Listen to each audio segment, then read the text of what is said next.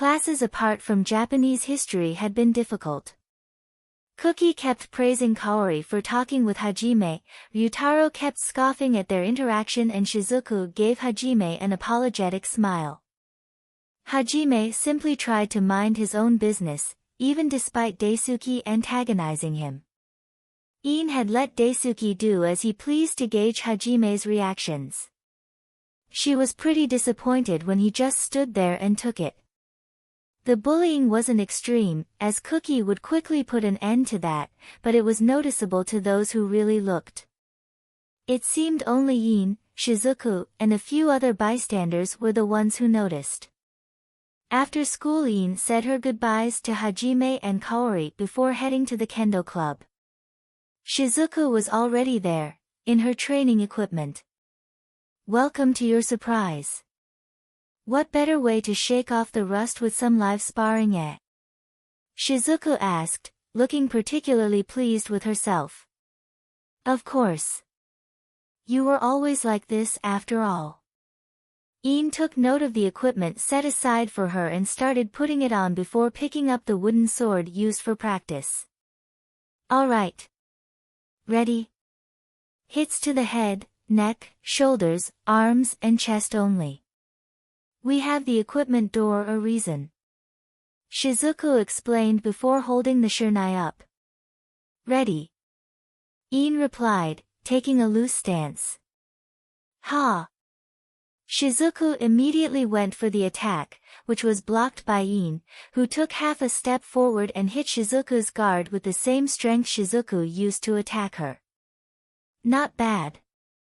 Guess your body remembers," Shizuku muttered, unaware of Yin's predatory smile. Wham! Smack! Shizuku pressed on regardless, but Iin was like a wall. No matter where she poked and attacked, she was strong everywhere.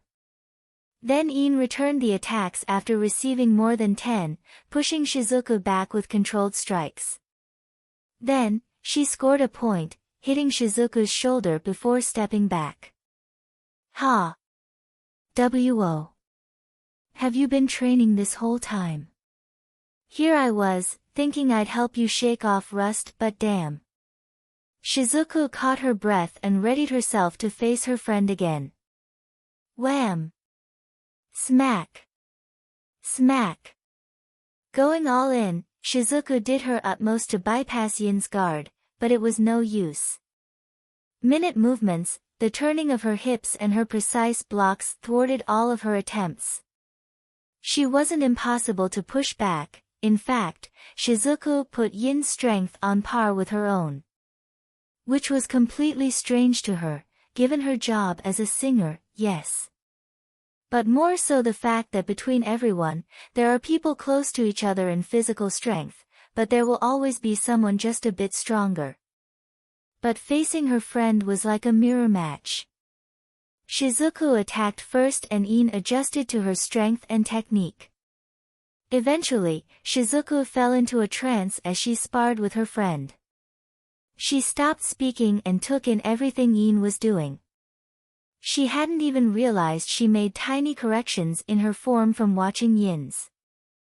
Only after the 10th hit she sustained did she snap out of it. "Alright, I think that's enough. The sun's going down." Shizuku blinked, snapping out of her trance and looking outside at the setting sun.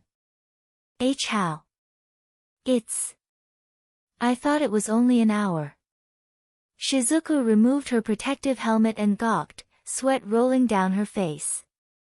Iin removed the helmet and set it aside, smirking at her. As expected of an Isekai swordswoman. She was adapting during the fight.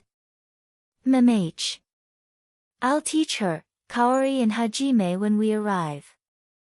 The rest can all fuck off." While Iin was thinking of the future, Shizuku glanced over at her in fascination. No sweat could be seen on her. Not an ounce of fatigue whatsoever. And the more Shizuku looked, the more she felt Yin's presence in her mind change. Some kind of prodigy. Shizuku squashed the small jealously rising in her heart and looked at her friend with appreciation. Want me to walk you home? I think everyone else has left by now. Iin asked, snapping Shizuku back to reality. Oh. Sure. I'm sure Dad would like to see you again. Said you had martial talent and whatever. Shizuku coughed, putting the equipment away. Did he now? I'm actually interested in picking up a few things. You never know. You could have your shunai knocked out of your hand against an attacker, right? Iin asked, helping her lock up the clubroom and leave with her. I guess that's especially true for you. You could have stalkers. Shizuku frowned when she thought about it. I'm not worried. But I think if anyone needs to learn stuff like that, it's you, Shirasaki and Nagumo. Iin replied as they walked downstairs and put their outside shoes on. Nagumo? I mean. I've tried getting Kaori to learn but it's just not in her nature, you know. Shizuku heard a rather disdainful chortle at her words. Disregarding Shirasaki. Nagumo is getting harassed by that Hayama guy. It's not so bad in class, otherwise Amanagawa, preaching about good morals and justice would step in. Not a fan of him, by the way. Iin said, stepping outside with Shizuku. I mean. I know Hayama's been giving him a hard time. So I encourage Nagumo to stand up for himself. He probably feels trapped by the glares he gets for talking to Kaori and now you. I think he should fight back if Hayama ever crosses the line but it's precarious. Cookie could interpret that a few ways. Shizuku sighed, as the problem led right back to her troublesome friend. He's a hypocrite. Praising justice and morals while looking down on Nagumo. Saying how nice Shirasaki is, just to be talking to him. Probably doesn't even realize he's doing it. Shizuku stayed silent, pondering Yin's words. Reality's gonna hit him, hard. I wanna see him keep that virtuous and moral high ground when everything goes to hell. Dark thoughts emerged in Yin's mind as she thought of what will happen once they all get transported to the new world. And, so I released the Worm/Fate chaps. Called Worm, Fateful Encounters co-authored by Geo Kit. Sorry for being late, world travel the week was up. It was now Friday and Iin had been occupying herself with learning different martial arts, acquiring blueprints, talking with Shizuku and Hajime and secretly interrupting Daisuke's attempts at being a prick. So all in all, she'd call her time spent productive. As she stepped into the class, she saw Kaori greet Hajime. He was slightly more receptive to her, thanks to Iin talking to him for the past week. But the arrival of Cookie, Shizuku and Ryutaro made him grimace. Good morning, Nagumo-kun. Cutting it close like always, huh? Shizuku greeted before joining Iin at her desk. You really are so kind, Kaori. Cookie said for what felt like the 100th time that week. Forget him. There's no use talking to some gutless prick. Ryutaro chimes in. Though Ryutaro said that, he doesn't actually seem to hate Hajime. Unlike a certain someone who was glaring hatefully at him.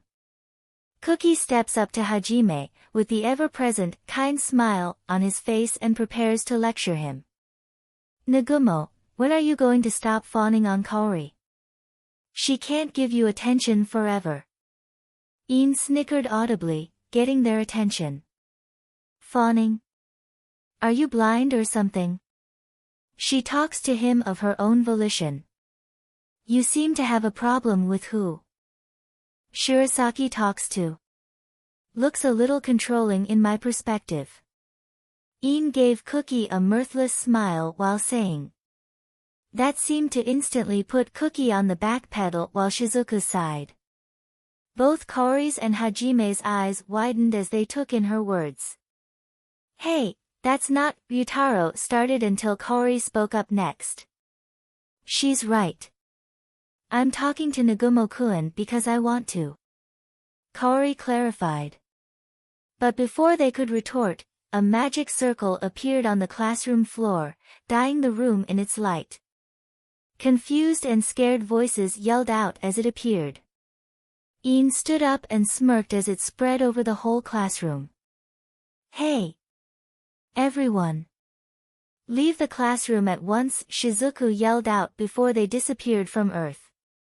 The next thing they knew, they were inside some extravagant church.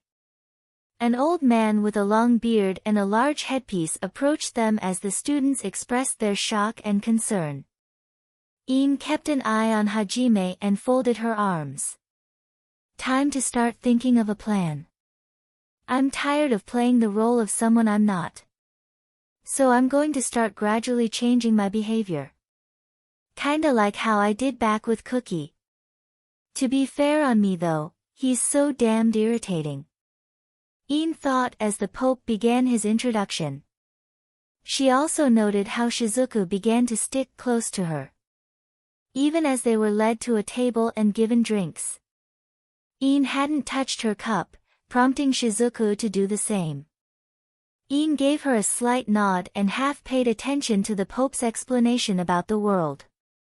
There was talk of an oracle, a god named Eight, and saving humanity from demons until Aiko spoke up to protest against the Pope, claiming it was all some elaborate prank. You'd have to be in denial to think this is a prank. We disappeared into a damn magic circle. Iin sighed, noticing Cookie asked the Pope some questions. They then began to walk outside, so that the Pope could show them they were, in fact, in a different world altogether. The Pope explained the races who lived there, demons, demi-humans and humans, something Iin was already aware of.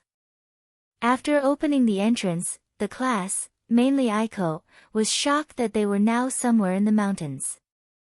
As they all started murmuring in shock, Shizuku walked up to Iin. It's unbelievable. I thought these kinds of things only happen in anime, you know? Shizuku exclaimed in a mix of emotions. A bit strange, I agree. But I'm paying more attention to his explanation about the demons. He's painting a very us versus them picture here. Take these people's words with a grain of salt and keep your guard up. Iin replied, folding her arms. Wow. Shizuku was cut off when a wave of complaints from the class came at the Pope. It seemed like they weren't going to be returned back to their world. And only 8 could do so. But wouldn't, since they were summoned as heroes of humanity. Humanity. Iin whispered. That word started feeling foreign to her now. In both a literal and mental sense, she did not quite feel human anymore. Not completely, anyway. As she was thinking to herself, Cookie decided to take charge and accept the mission to save humanity, despite Aiko's insistence not to. He had easily wrangled Ryutaro on his side and was looking at Shizuku expectantly. Ah geez. This guy deciding things all on his own. Are you in, Natsum-chan? Shizuku asked. Might as well. Since there's no way back. Iin shrugged and followed Shizuku to the cool kids trio. Yeah. We can't go back anyway. I don't like this, but whatever. Shizuku replied. If Shizuku-chan will, then I will too. Kaori, although nervous, pumps herself up and exclaims, followed by an avalanche of other students agreeing. Thank you, everyone. Let's join our strength and help the humans of this world. Cookie exclaimed with a confident smile. Yeah. The rest of the class shouted in response. He's beginning to disgust me. Even though I know he's genuine. No. Perhaps because I know he's genuine. Ian huffed, hearing a chortle from Shizuku. Message, Dragon Heart received. Play. Ian held off on playing it for now, certain the message would be more serious, as Hecate had mentioned. After that, the class had been redressed and led to a night instructor named Meld Rogans. He gave them all metal cards called status plates, which made Ian apprehensive. Damn it. Will it display my real strength? What about class? I don't even have a class. Ian frowned as Meld explained the uses of the card. Students then began pricking their fingers and dripping their blood on their cards, revealing their name, age, sex, stats, jobs and skills. Shizuku, who was next to her, eagerly showed her card off. As expected of a kendo champion. Your stats are impressive. Ian complimented. Thanks, but I'm sure your job and skills are going to be crazier than mine. Shizuka replied cheekily. Ian snorted before lowering her aura and using her teeth to make the cut. Given that her skin would be hard to pierce with a simple iron pin. As soon as her blood dropped on her card, she received a message. Would you like to display your true stats or mask them? Ian immediately sighed in relief before choosing to mask them. But still, she was not prepared for how impressive they would look, even toned down. Natsum Okada, 17 years old, female class, Dragon Knight strength, 90 defense, 95 agility, 105 vitality, 115 magic, 50 resistance, 112 skills, language comprehension, sword mastery, martial arts mastery, magic eater, elementalist, berserker, sure-footed, blessed by flame. That's incredible, Okada-san. Cookie looked over after Shizuku coughed in shock. Hey, doesn't that look very powerful? She's similar to Cookie.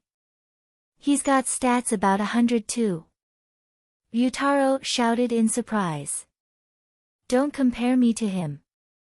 Over 100 in this world's terms is about a 30 in my world's. Ian fought back the prideful anger she felt beginning to rise within her. Way to go, Okada-chan. Kaori smiled, missing the sight of Daisuke taking the opportunity to ridicule Hajime for his job and stats. What the fuck? This is shitty. What are you, an average creep? Daisuke laughed mockingly before going to shout a question to Meld. Meld-san. What is a synergist? Daisuke asked with his hand raised. Synergist. It's a crafting class. It's a good crafting class, but not really useful in battle. Meld answered, making Hajime frown. What a complete waste of space. Fucking idiot doesn't realize how busted that could be, given we're from a more advanced world. Time to start putting those blueprints to good use.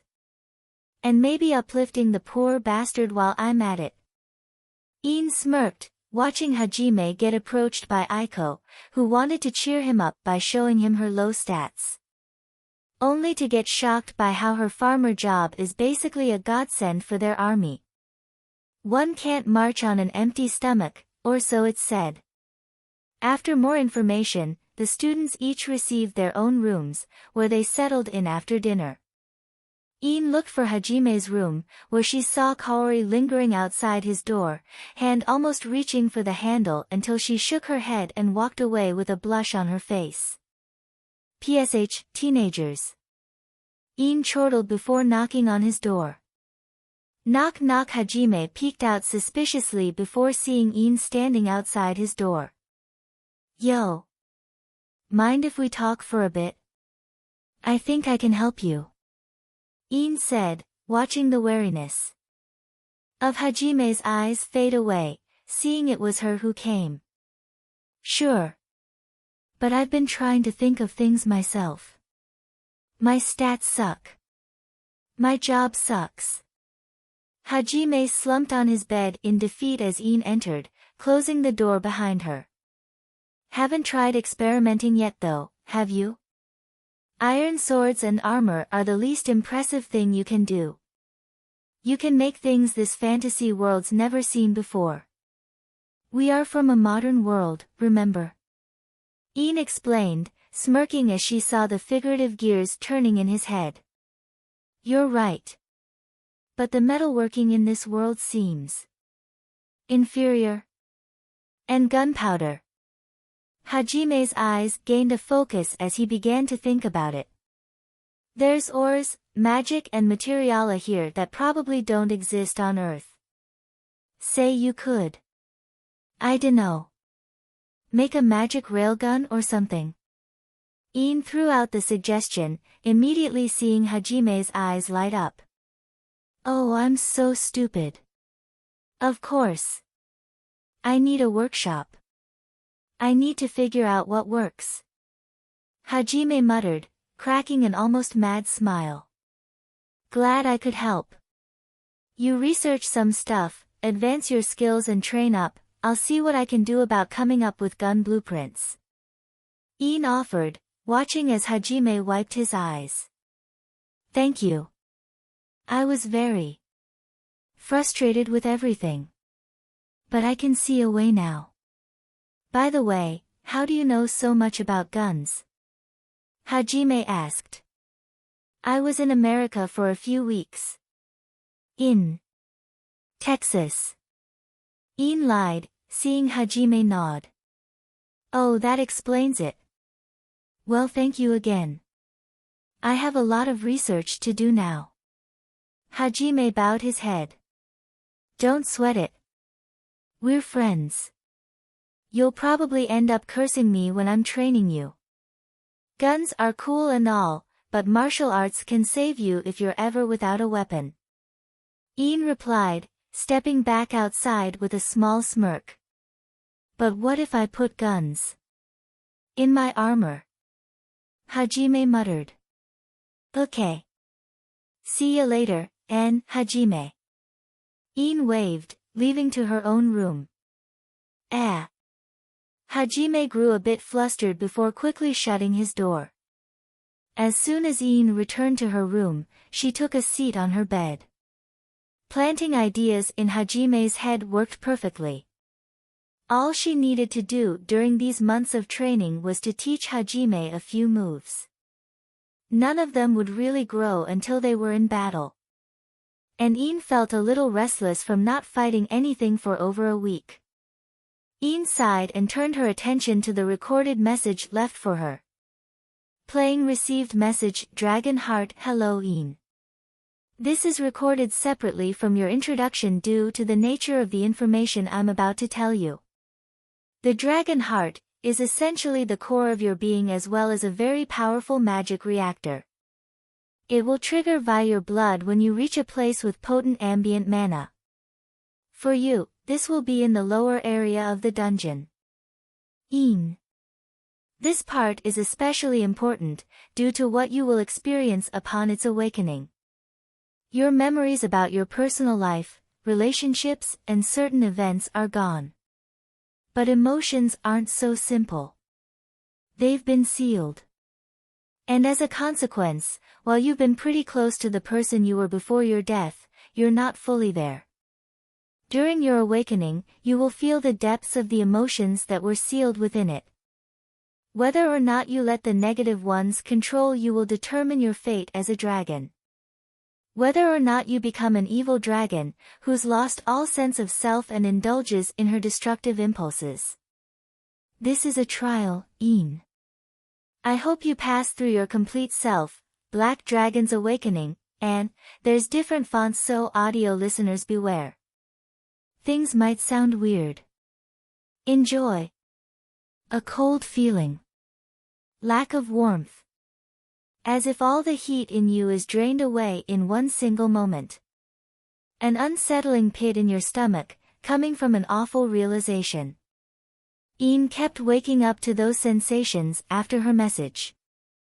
And though she remembered nothing, the echoes of how she felt stayed with her a few seconds after she awoke. She treated it as a premonition and focused on her daily routine. Every day, the class would train. The more capable received training from Meld. That mainly included Iin, Cookie, Ryutaro and Shizuku. Kaori wasn't a physical fighter, so she was trained by other mages. As for Iin, Meld soon discovered how capable she was, when during their third sparring match, she nearly knocked him out. Of course, she was holding back, otherwise she would be able to soundly defeat him. In general, she held back when sparring with Meld, Shizuku and Hajime. On the other hand, she completely crushes Cookie, Ryutaro, Daisuke and his two friends. For the rest of the class, it varies. Any boy looking at her lewdly? Knocked out. Anyone annoying her too much? Face in the dirt. Oddly enough, it never really damaged her popularity. It continued this way for 3 months. The class had developed enough to consider sending them out to clear the beginning floors of the nearest great dungeon. Iin had been anxiously waiting for it, and today was the day. Meld had gotten orders the previous day to mobilize the class, which had been given the name, Hero Party. That day, they were all given good equipment and led by Meld to the great Orcus Labyrinth. As soon as they arrived at the entrance, the class began to set up camp and take a break from the long walk. Finally. I was getting sick of smacking Cookie and Daisuke around. Managed to teach Hajime what Shizuku's father taught me. Wing Chun, Taekwondo, and some karate could go a long way in developing his fighting style.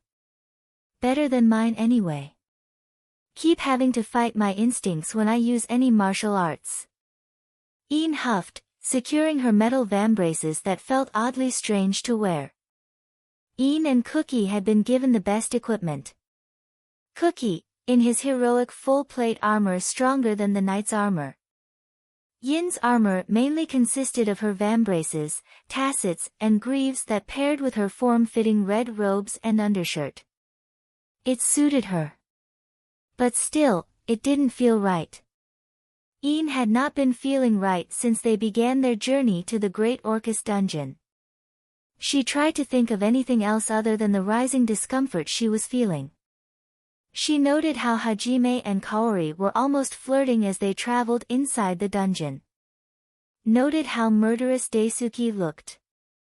Noted how her fists easily pummeled the monsters of the beginning floor.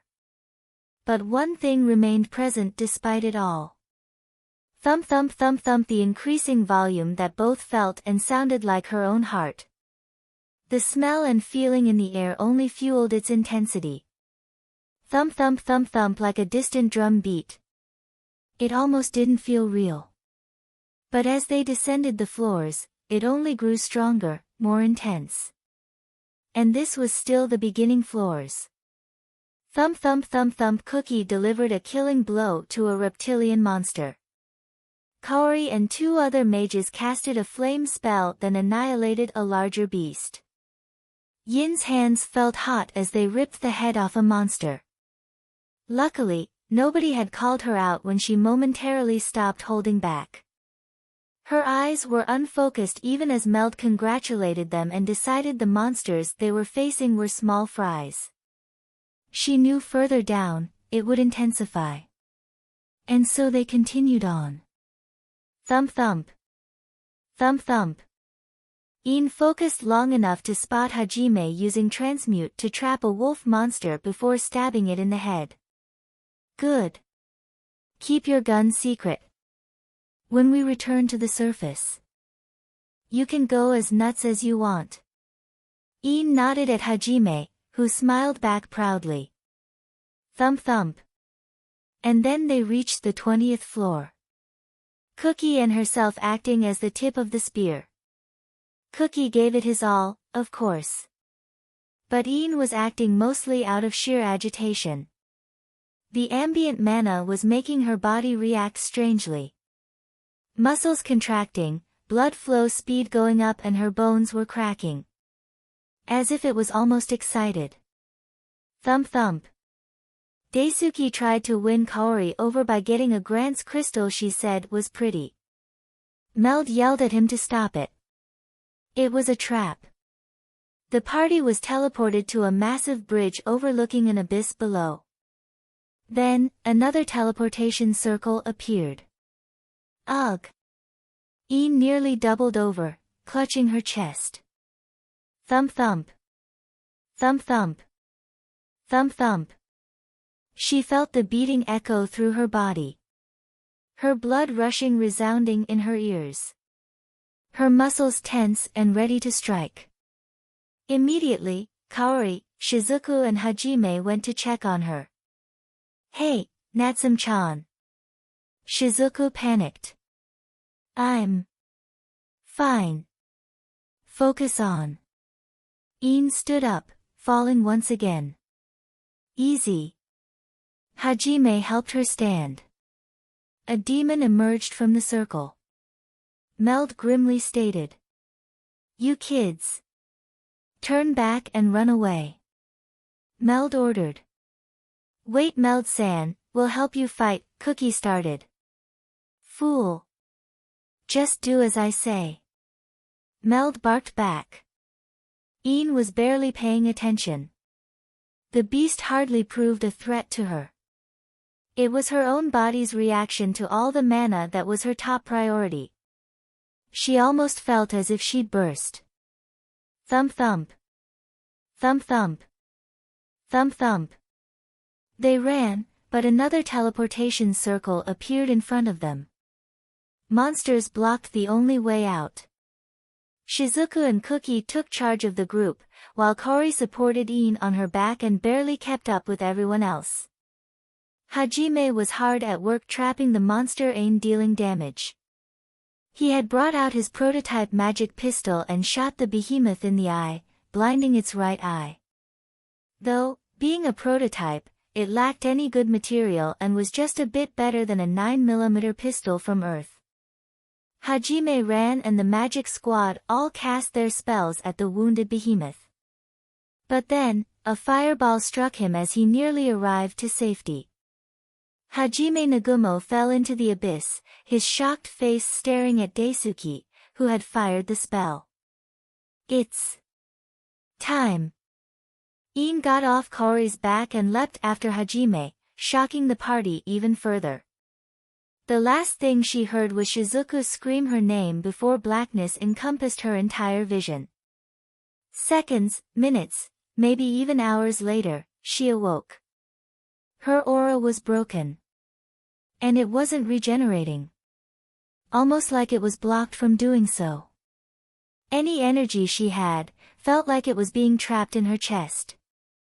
Vernal would say my boobs are trapping it with the mass. Ian nearly laughed, if she wasn't feeling and hearing the strange, rhythmic sensation pulsing from within her body. Hashtag hashtag hashtag hashtag hashtag hashtag hashtag hashtag hashtag hashtag Ian felt her fingers curl, sticking into the viscous black liquid beneath her. Black, like the darkest ink. The entire place she found herself in was dark. She raised her hand to her face, realizing something. Hashtag hashtag hashtag hashtag hashtag hashtag hashtag hashtag hashtag hashtag she was crying. She didn't know why. But it felt like something inside her finally gave way. KH. Ian croaked out as a strange mix of emotions hit her in full force. Hashtag hashtag hashtag hashtag hashtag hashtag hashtag hashtag hashtag hashtag anger, pain, sadness, hatred, helplessness, happiness, embarrassment, joy, love, pity, fear, bravery, empathy, emptiness, sadistic joy. Hashtag hashtag hashtag hashtag hashtag hashtag hashtag hashtag hashtag hashtag every single one. Every combination. It was a spiral of madness. Hashtag hashtag hashtag hashtag hashtag hashtag hashtag hashtag hashtag hashtag. Hashtag hashtag hashtag hashtag hashtag. Hashtag hashtag hashtag hashtag hashtag.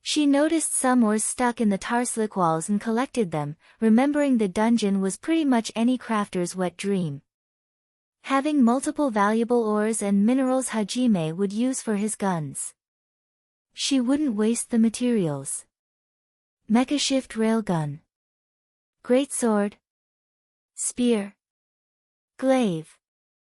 I could make a gun lance. Ian muttered to herself as she walked to the beginning of the dungeon floor. She noticed she was feeling a lot more like herself, or how she should have been. Ian felt more animated, more complete, more alive. As if, before, she was only taking small, shallow breaths. Whereas now, she could fully breathe in. She felt like a better version of her previous self. She thought about her changes until she reached the dungeon floor above the one she had just been on. She immediately noticed the small dip in mana quality. That, and the odd-looking rabbit running at her fast. Fast, for most people that is. Crunch. As soon as it came within 5 feet of her, Ian grabbed the demonic rabbit by the neck and snapped it with a flex of her fingers. What a good dungeon this is. Food delivers itself right to me. A toothy, hungry grin appeared on her lips. Crafting in a dungeon. Drip drip drip drip. Hajime listened to the now silent floor of the dungeon. Losing his arm was rough, but the wound sealed, thanks to the liquid dripping off the crystal in the little dugout he made to escape the monsters. But recently, he heard something far scarier than the beasts prowling the darkness of the floor he found himself in. Inhuman laughter. Hajime figured some beast somewhere had woke up.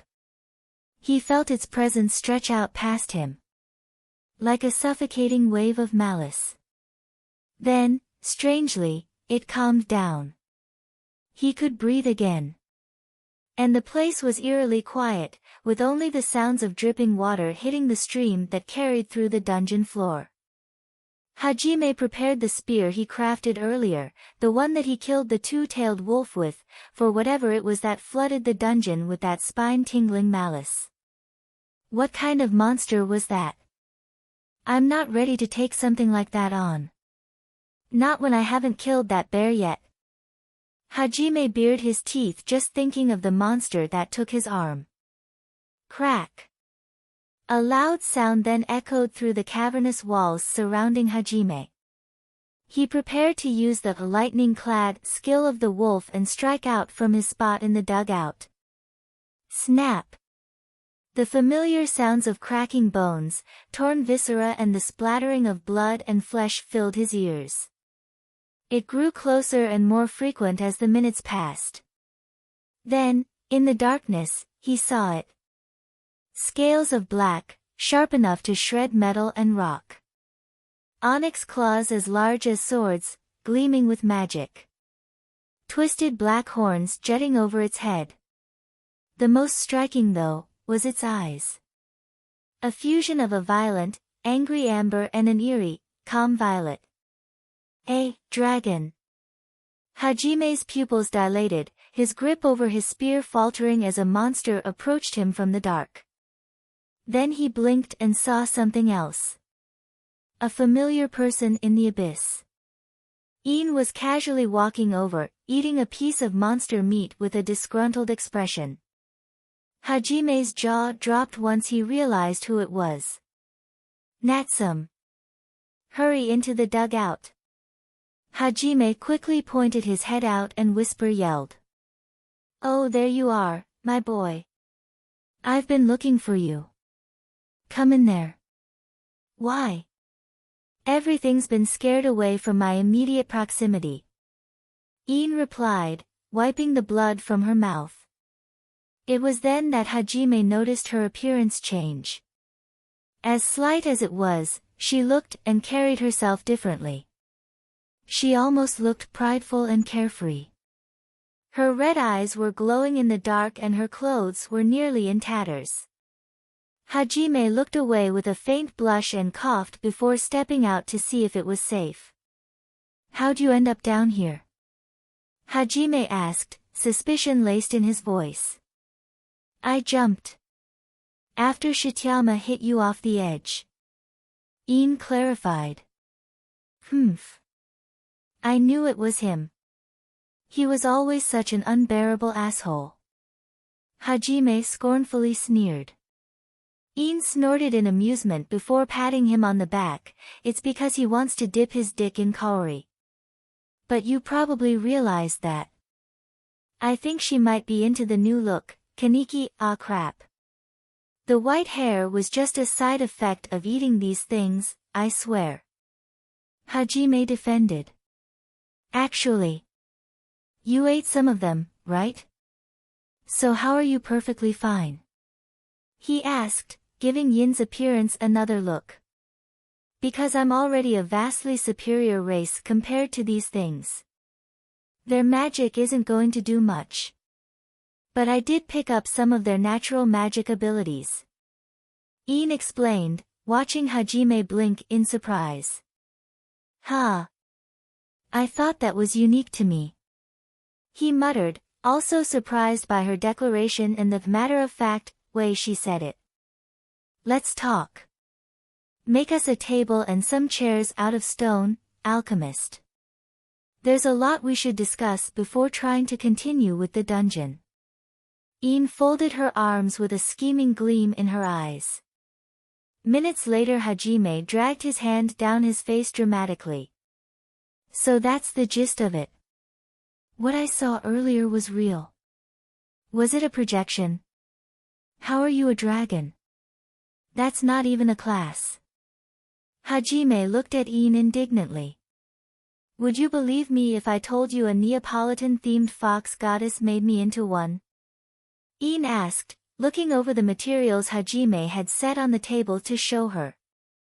Are you fucking with me? Hajime asked with a half-lidded glare.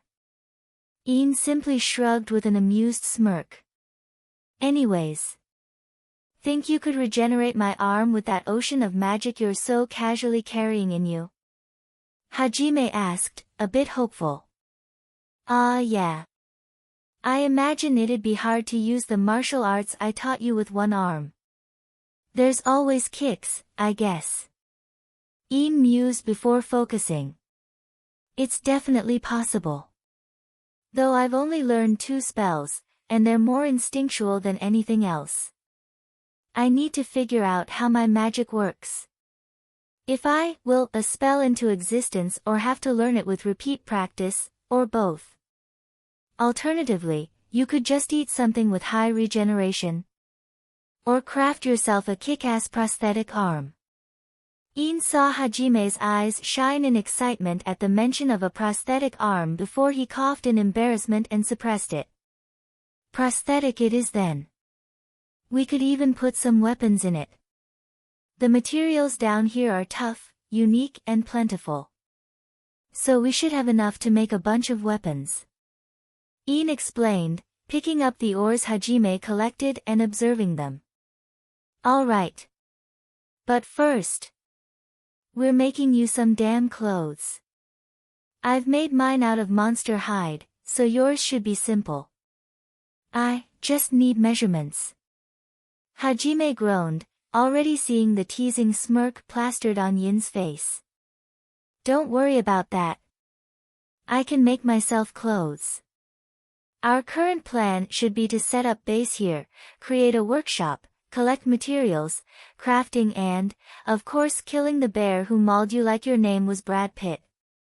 Iin said before she stood back up. Brad. P. Revenant. Hajime snapped his fingers.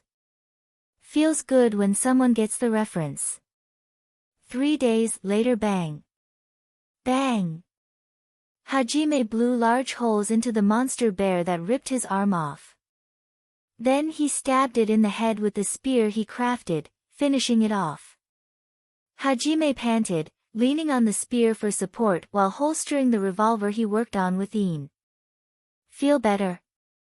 Iin called out from behind him, now wearing a red long coat made from the monster wolves and white form-fitting pants made from the monster rabbits. Her shirt was salvageable so she kept it. Nat's Iin. Yeah. It definitely helped release a lot of my anger. Hajime responded.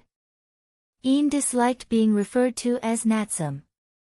And after coming this far and going through what they have, Hajime didn't question it much when she changed her name. There was a small voice in the back of his mind that wanted him to change his name to something cool too. But Iin was becoming relentless in her teasing when he told her the name ideas for his guns. Good. Survival is the most important thing, but that mentality you began to cling to on the verge of death will be detrimental later on. Iin nodded, beginning to dismantle the bear monster. So I shouldn't just mistrust everyone I'll come across?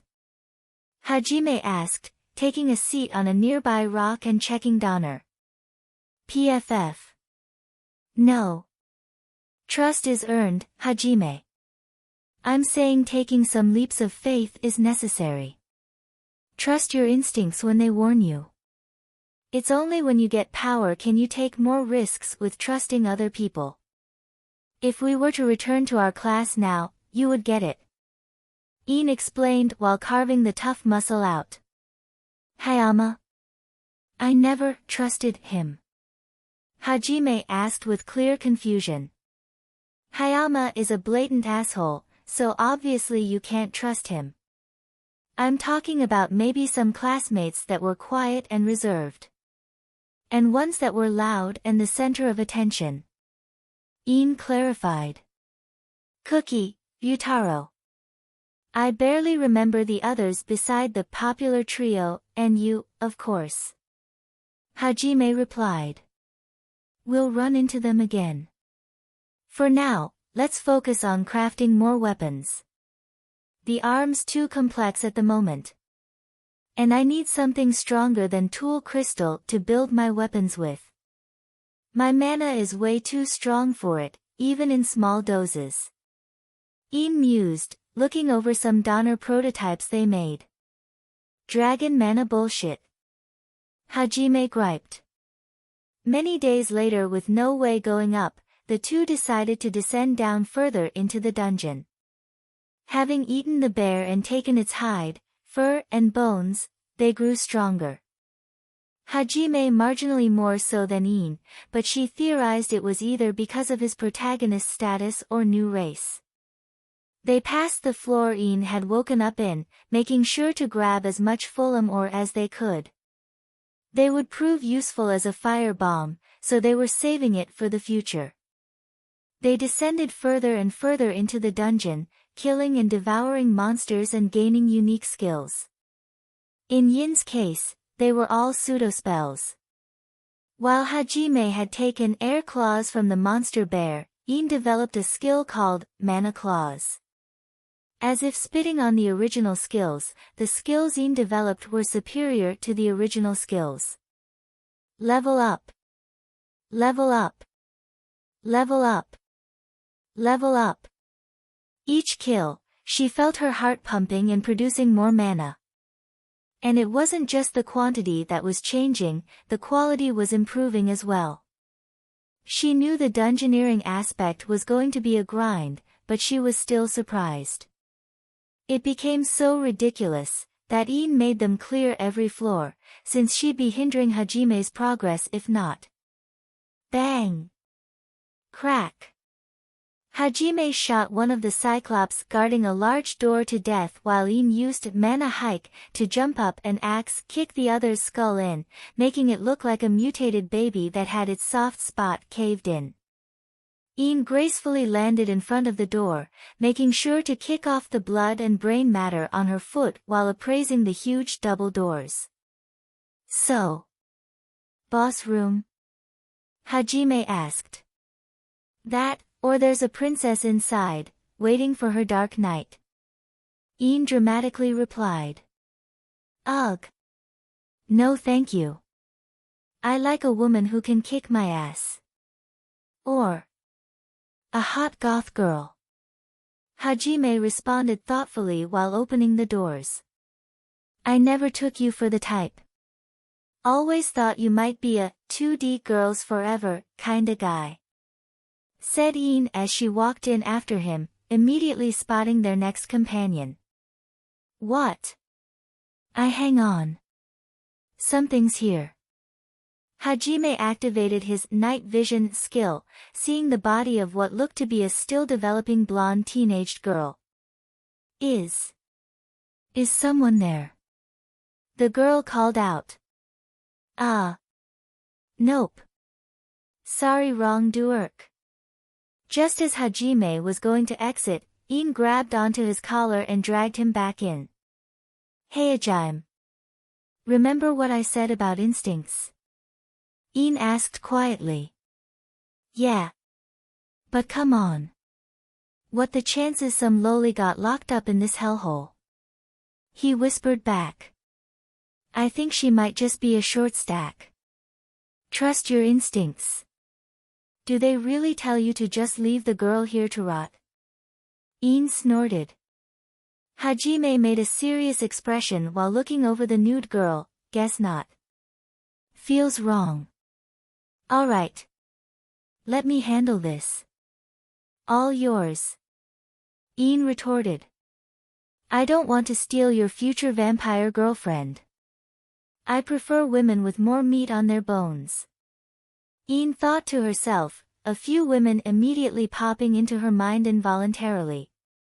Herself, her mother, Grey and future Young. Oh my god, I need to meet more women. Ian muttered, hitting her head with her palm. Ian was so wrapped up in her own thoughts on attractiveness she missed Hajime's heart-to-heart with the newly named you. Though she already knew her story and how they'd hit it off already.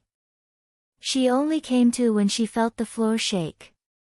An insected monster emerged, prompting Hajime to yell out to her. Hey! Ian! A little help here would be nice. Hajime shouted out while putting you on his back. Oh, free XP. Time to eat. Hi, by the way. Ian greeted the startled you as she used mana hike to get beside them, crossing over 30 meters in an instant and smashing her scale-covered fist into its face, snapping its head back violently. A/N, sorry for the late chap. Expect another one this week plus a worm one. Work keeps me busy. If I weren't working I'd be getting 3-4 chaps out a week. But I'd also have to start a Patreon. Not like Ghosty Z who paywalls their garbage but like Nymptharider, who has a backlog of chapters he stores. Thanks for reading. Power leveling BM. Yin's fist smashed into the insectoid boss hard exoskeleton again, but the damage was negligible. She felt her aura take a hit when she used her hands to block its powerful mandibles from hitting her. Yet even though her body was being pushed back by the might of the boss monster, her grin never left her face. I can cast a spell to damage it. I just need blood. The newly named you spoke up on Hajime's back. You're free to take some of mine but... Well, I think you'd piss my friend off. Hajime replied a bit helplessly. Crayish. He's damn right. Ian yelled as her body was smashed through a couple of stalactites present in the room. I've been facing weak monsters this whole time. I'm not sharing this one. They heard her growl as she slammed her knee into the monster's chin and smashed her elbow into its head, making its exoskeleton crack a tiny bit. Its body responded in kind by blasting Ian with its mana. Not one to let its prey catch its breath, it swung its massive pincers at her as her feet dragged along the ground. Ian leapt away, her body glowing blue as ignition was activated, bathing her body in ethereal blue flames. Ian was just in time to jump over its body and evade its stingers. Bam! Bam! Multiple punches and elbows slammed into its exoskeleton before she used mana hike to bounce around at different points in the air.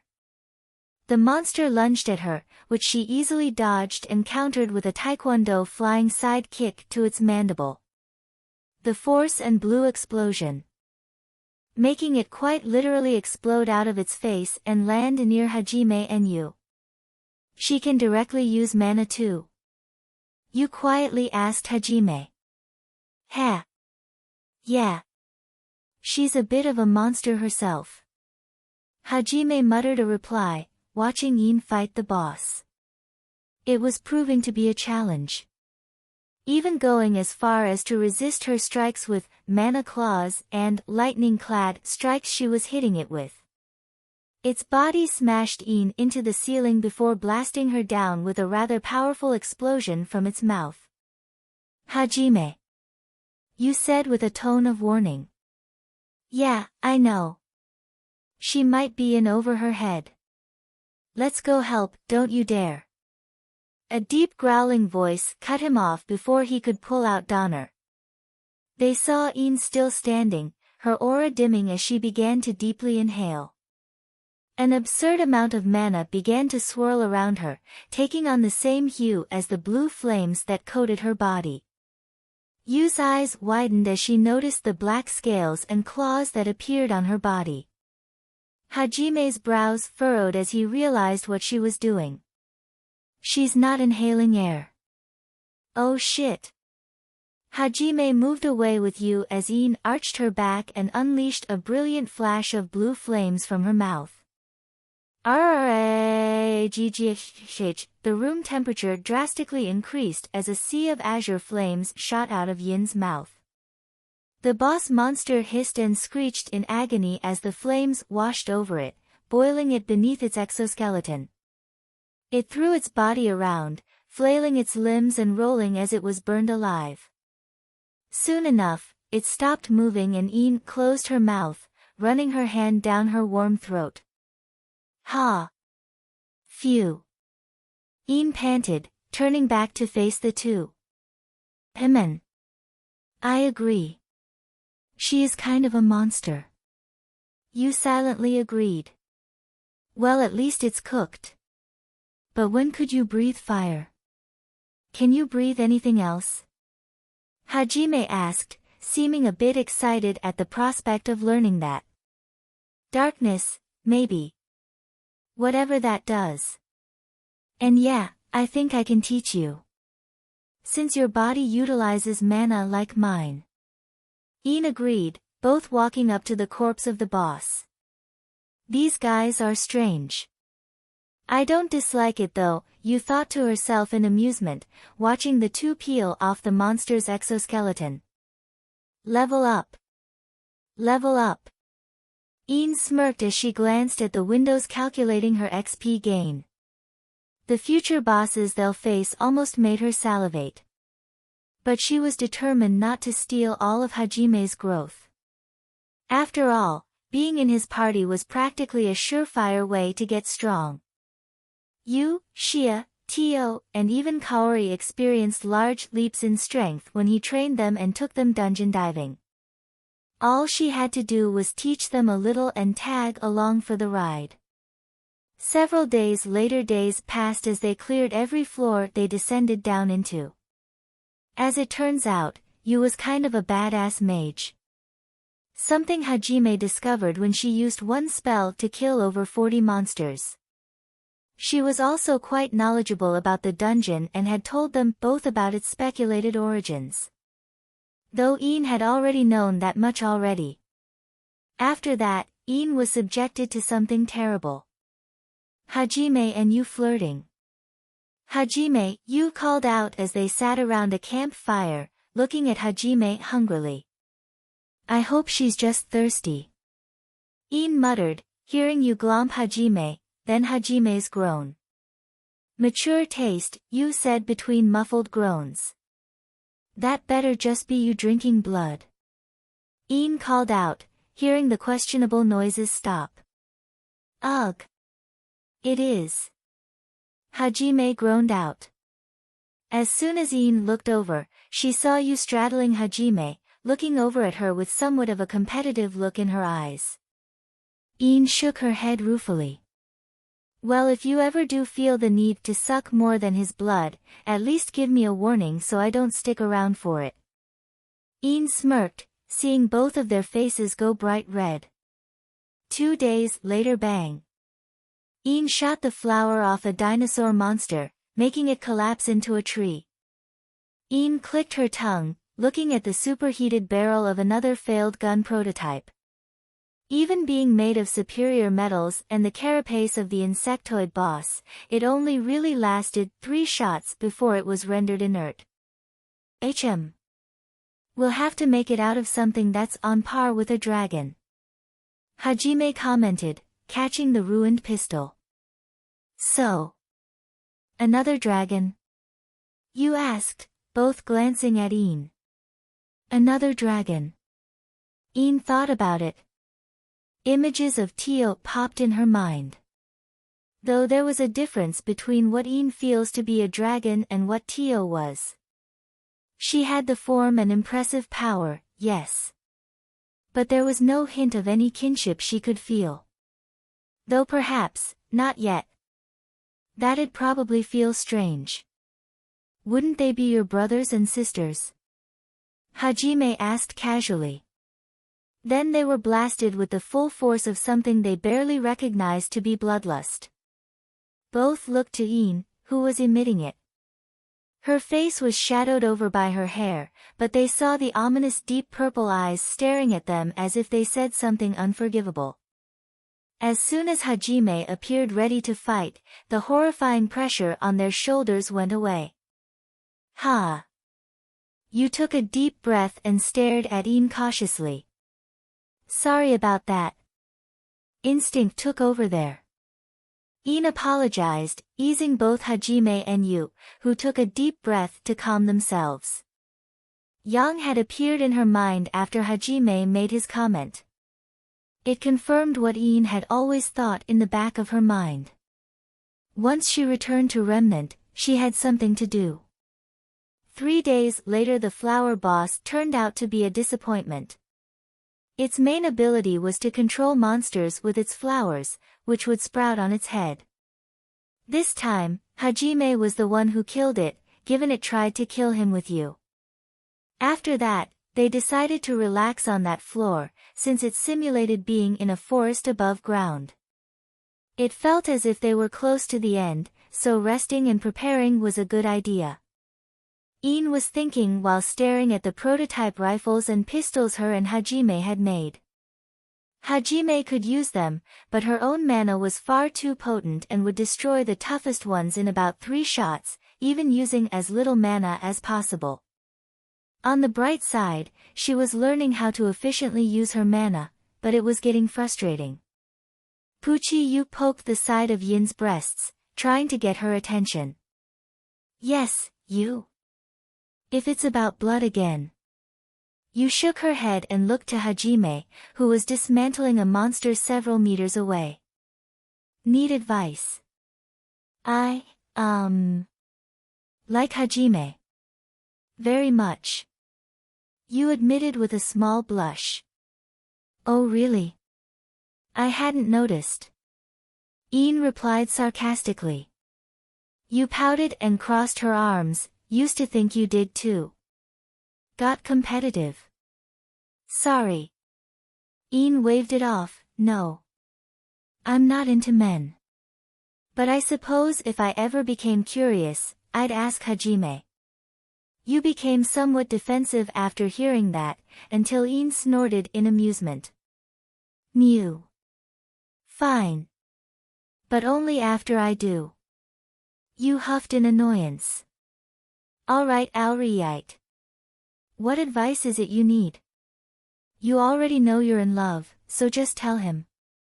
Ian raised her brow, watching as Yu's face turned redder every passing second. Oh. You wanna have sex? Well, you were trapped for 300 years, so I get it. Okay, I got it. What you do is... Ian grew a devious smile as she began whispering in Yu's ear. Several minutes later, Hajime was finishing his meal of roasted monster dinosaur tail when he felt Yu tug at his sleeve. Something which happened often when she wanted blood, or to talk with him. What was unusual was the strange look in her eyes. It was like when she became thirsty. Air. Yes, you? Hajime asked, idly glancing around for Iin, who was leisurely walking away from their camp. I have something to tell you. You took a deep breath and stared at Hajime, her aura taking a somehow menacing feeling. Now. I tell you what. I like you, and I want you. Now, we can do this the easy way, or the hard way. The choice is yours. You stated, the coat Hajime gave her slipping off to reveal her nude body. What? You? What are you? Hajime's lips were sealed by Yu's finger. Okay. I can see you choosing the hard way. Yu smiled, licking her lips. You. Yi was the last thing Iin heard before she got far enough away from the camp. 4 hours later Iin returned to camp, seeing their items scattered over the area. In the center was Yu and Hajime laid down on a monster hide they used as beds. Hajime was still awake but Yu was soundly asleep while mounted on Hajime. Really? Booty warrior? Hajime asked quietly. I knew you'd appreciate the reference. You and her were way too horny. Besides, you needed this before we get to the last boss of this dungeon. Iin shrugged, laying down on her monster hide across from them. I guess. Hajime muttered back. Can't wait to hear you explain her appearance back in Japan. No, really. She's actually over 300 years old. Iin joked, seeing Hajime's face sour. 2 days later they finally descended down to the final floor of the Orcus dungeon. Past a teleportation circle, they found themselves in front of the last boss. Something which made even Iin excited, stood before them and the outside. A hydra glared down at them, poised to attack them. Iin cracked her knuckles and looked at her status screen. The accumulated levels she got from the dungeon made her grin. Status Iin Xiaolong race. Dragon/human hybrid LV, 70 age, 14 HP, 25,000/25,000 MP, 1-250,000/1-250,000 titles, Prankster, Child Prodigy, Clan Founder Skills, Accelerate LV, Expert 03, Observe LV, 9. Dragon's Wrath not applicable, Singing LV, Expert 03, Dismantling LV, Expert 07, Repair LV, Expert 04, Cooking LV, Expert 5, Unarmed LV, Expert 06, Blades LV, Expert 04, Axes LV, 9, Spears LV, 6, Small Arms LV, Expert 05, Weaponsmithing LV, Expert 08 Strength, 140 Vitality, 90 Agility, 140, Perception, 60 Intelligence, 80 Aura, B-Class Techniques Self-Taught Unarmed, Taekwondo, Wing Chun, Karate, Jiu-Jitsu Awakenings Mortal, Blood, Bone Marrow, Internal Organs. Reproductive System, Skin Mythic, Heart, I wonder how much he'll give. Iin mused, licking her lips. Dungeon rewards. A deafening roar, followed by an immense blast of mana was shot at them from one of the Hydra's heads. Even as Hajime shot at its open mouth with Donner, it only looked a little wounded. Shit! Iin smashed her palms into the ground, upheaving chunks of the earth that acted as a buffer between the deadly mana discharge and them. You! Take the middle head. Hajime shouted out as Yin's earth barrier began to crumble. HM. Scarlet Spear. You shouted before firing a flaming spear at the head in the middle. But it was immediately protected by one of the other heads, that cast a magic barrier around each one, negating the damage. Hajime cursed as the battle quickly became chaotic. Ice, fire, poison, lightning, and wind bombarded the arena, forcing the three to separate. One of the heads glowed and an intense aura of fear tried to dominate Yin's mind. Yin slid to a stop, staring at the Hydra in shock. It seemed pleased as one of its heads lunged and tried taking a bite out of her, which was only met by the hardest punch it had ever received in its life.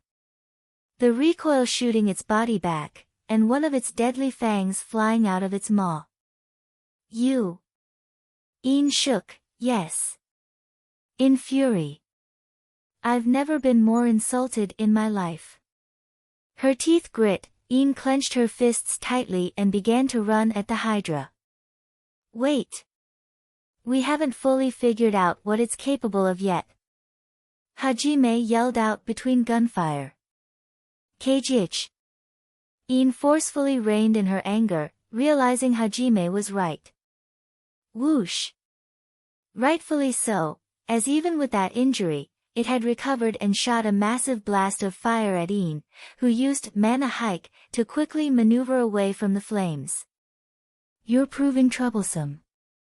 Little snake thinks it scare me. Yin snorted before beginning to inhale the same deep blue mana she had when she killed the insect boss. Hajime and Yu immediately employed their movement skills and got behind a large pillar, just in time for the breath attack to be unleashed. Reawawag. A pillar of brilliant blue flames was unleashed from Yin's mouth, covering the giant body of the Hydra in its entirety. TCH, damn, that's busted. Hajime muttered, feeling the sweat drip down his brow. Can't eat magic like her. Yu added, squinting at the bright blue sea of flames in front of Yin. Who? Yin exhaled, stepping back from the inferno she unleashed upon the boss. In the bright blue sea of flames, a growing light emerged from within. Yin tried to dodge, but the compressed beams of mana flew into her, rocketing her body back through the pillar Hajime and Yu had been taking cover behind. Roa-af.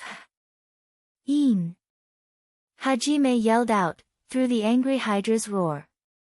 She has aura. It should hold up. I think.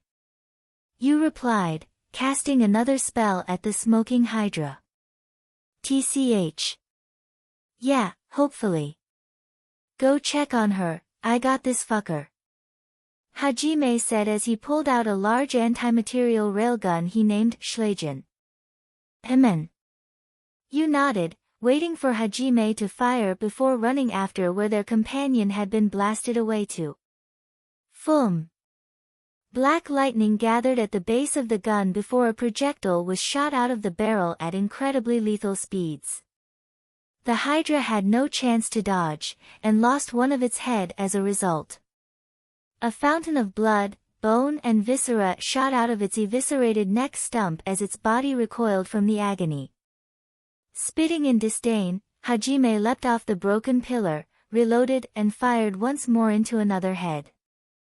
The Hydra hissed and roared in pain as yet another head exploded into gory bits and pieces. Its body began to overflow with mana, changing the main head, which was staring the white-haired boy down hatefully. As it was about to attack, its body shivered. Its powerful heart skipped a beat. Crackle Hajime felt it too. Behind him. Not wanting to turn his back on an enemy, he called out to Yu. Yu. What's the situation? He began hearing strange noises behind him, tempting him to look. You managed to speak out. Rumble seconds earlier you had went to check on Yin. The blast she took looked serious. While she'd never seen any monster take her aura out completely, she did see her take damage before.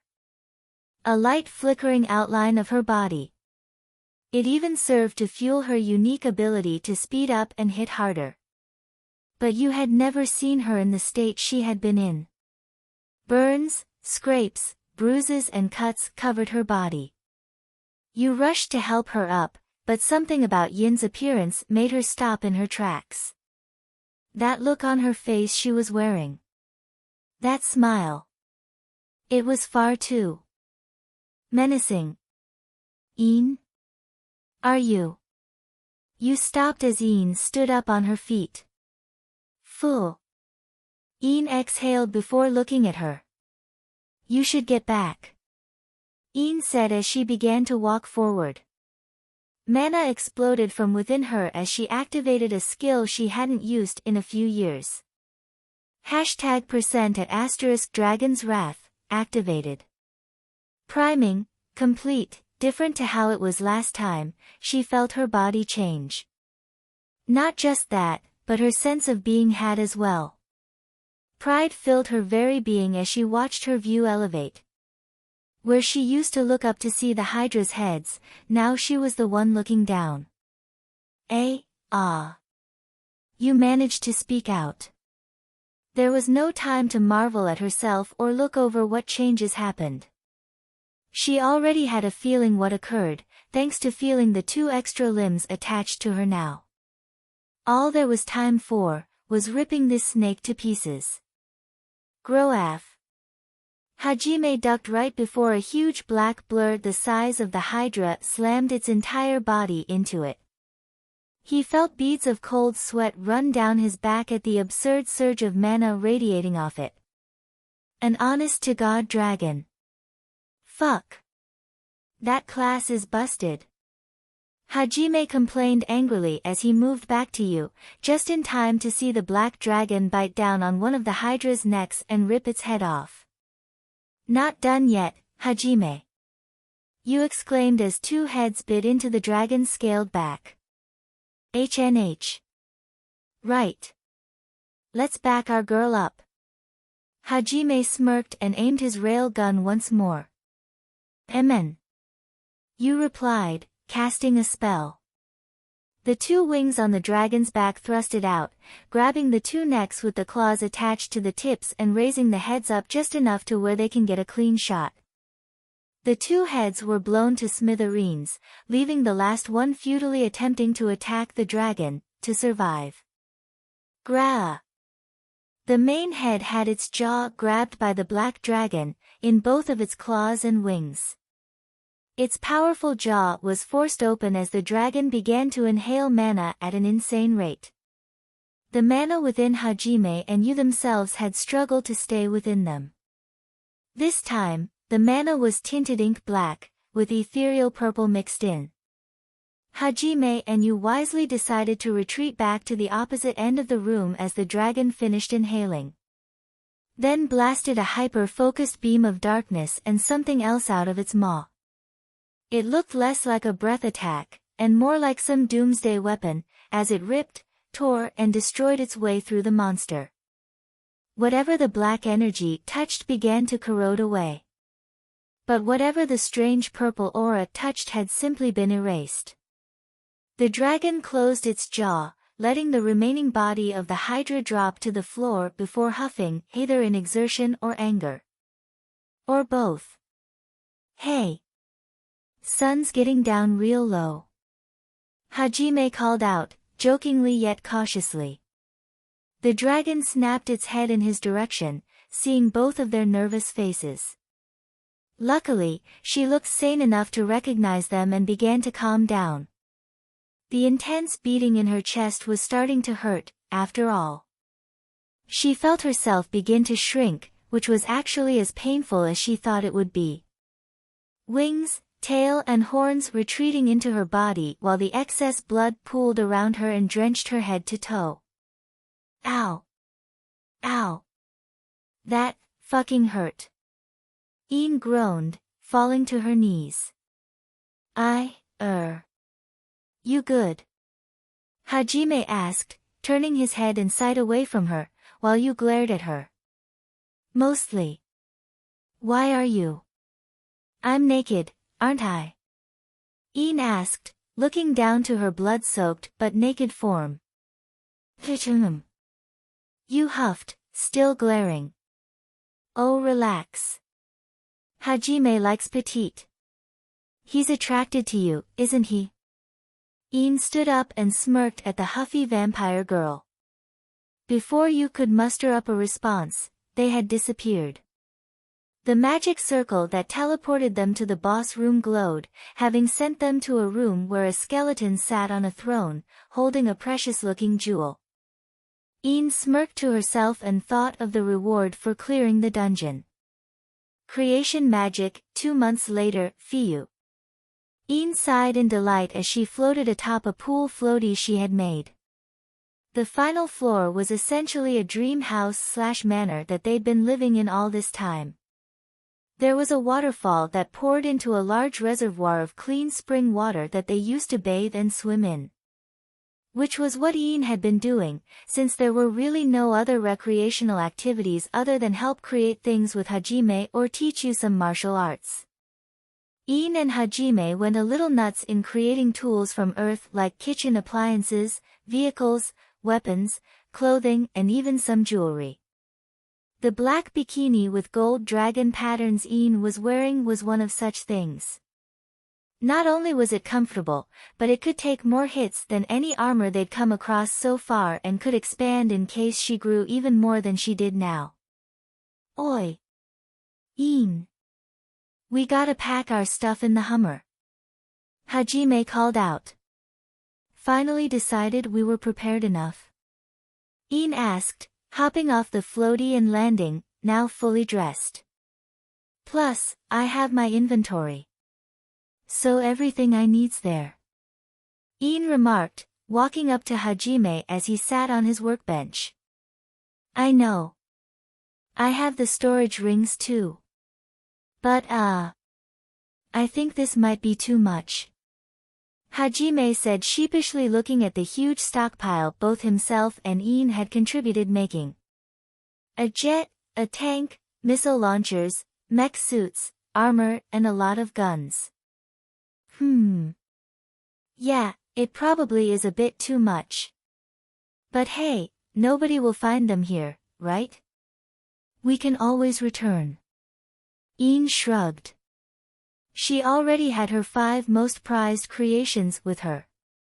Apparently, not even guns made from the Hydra could hold up very long with her mana.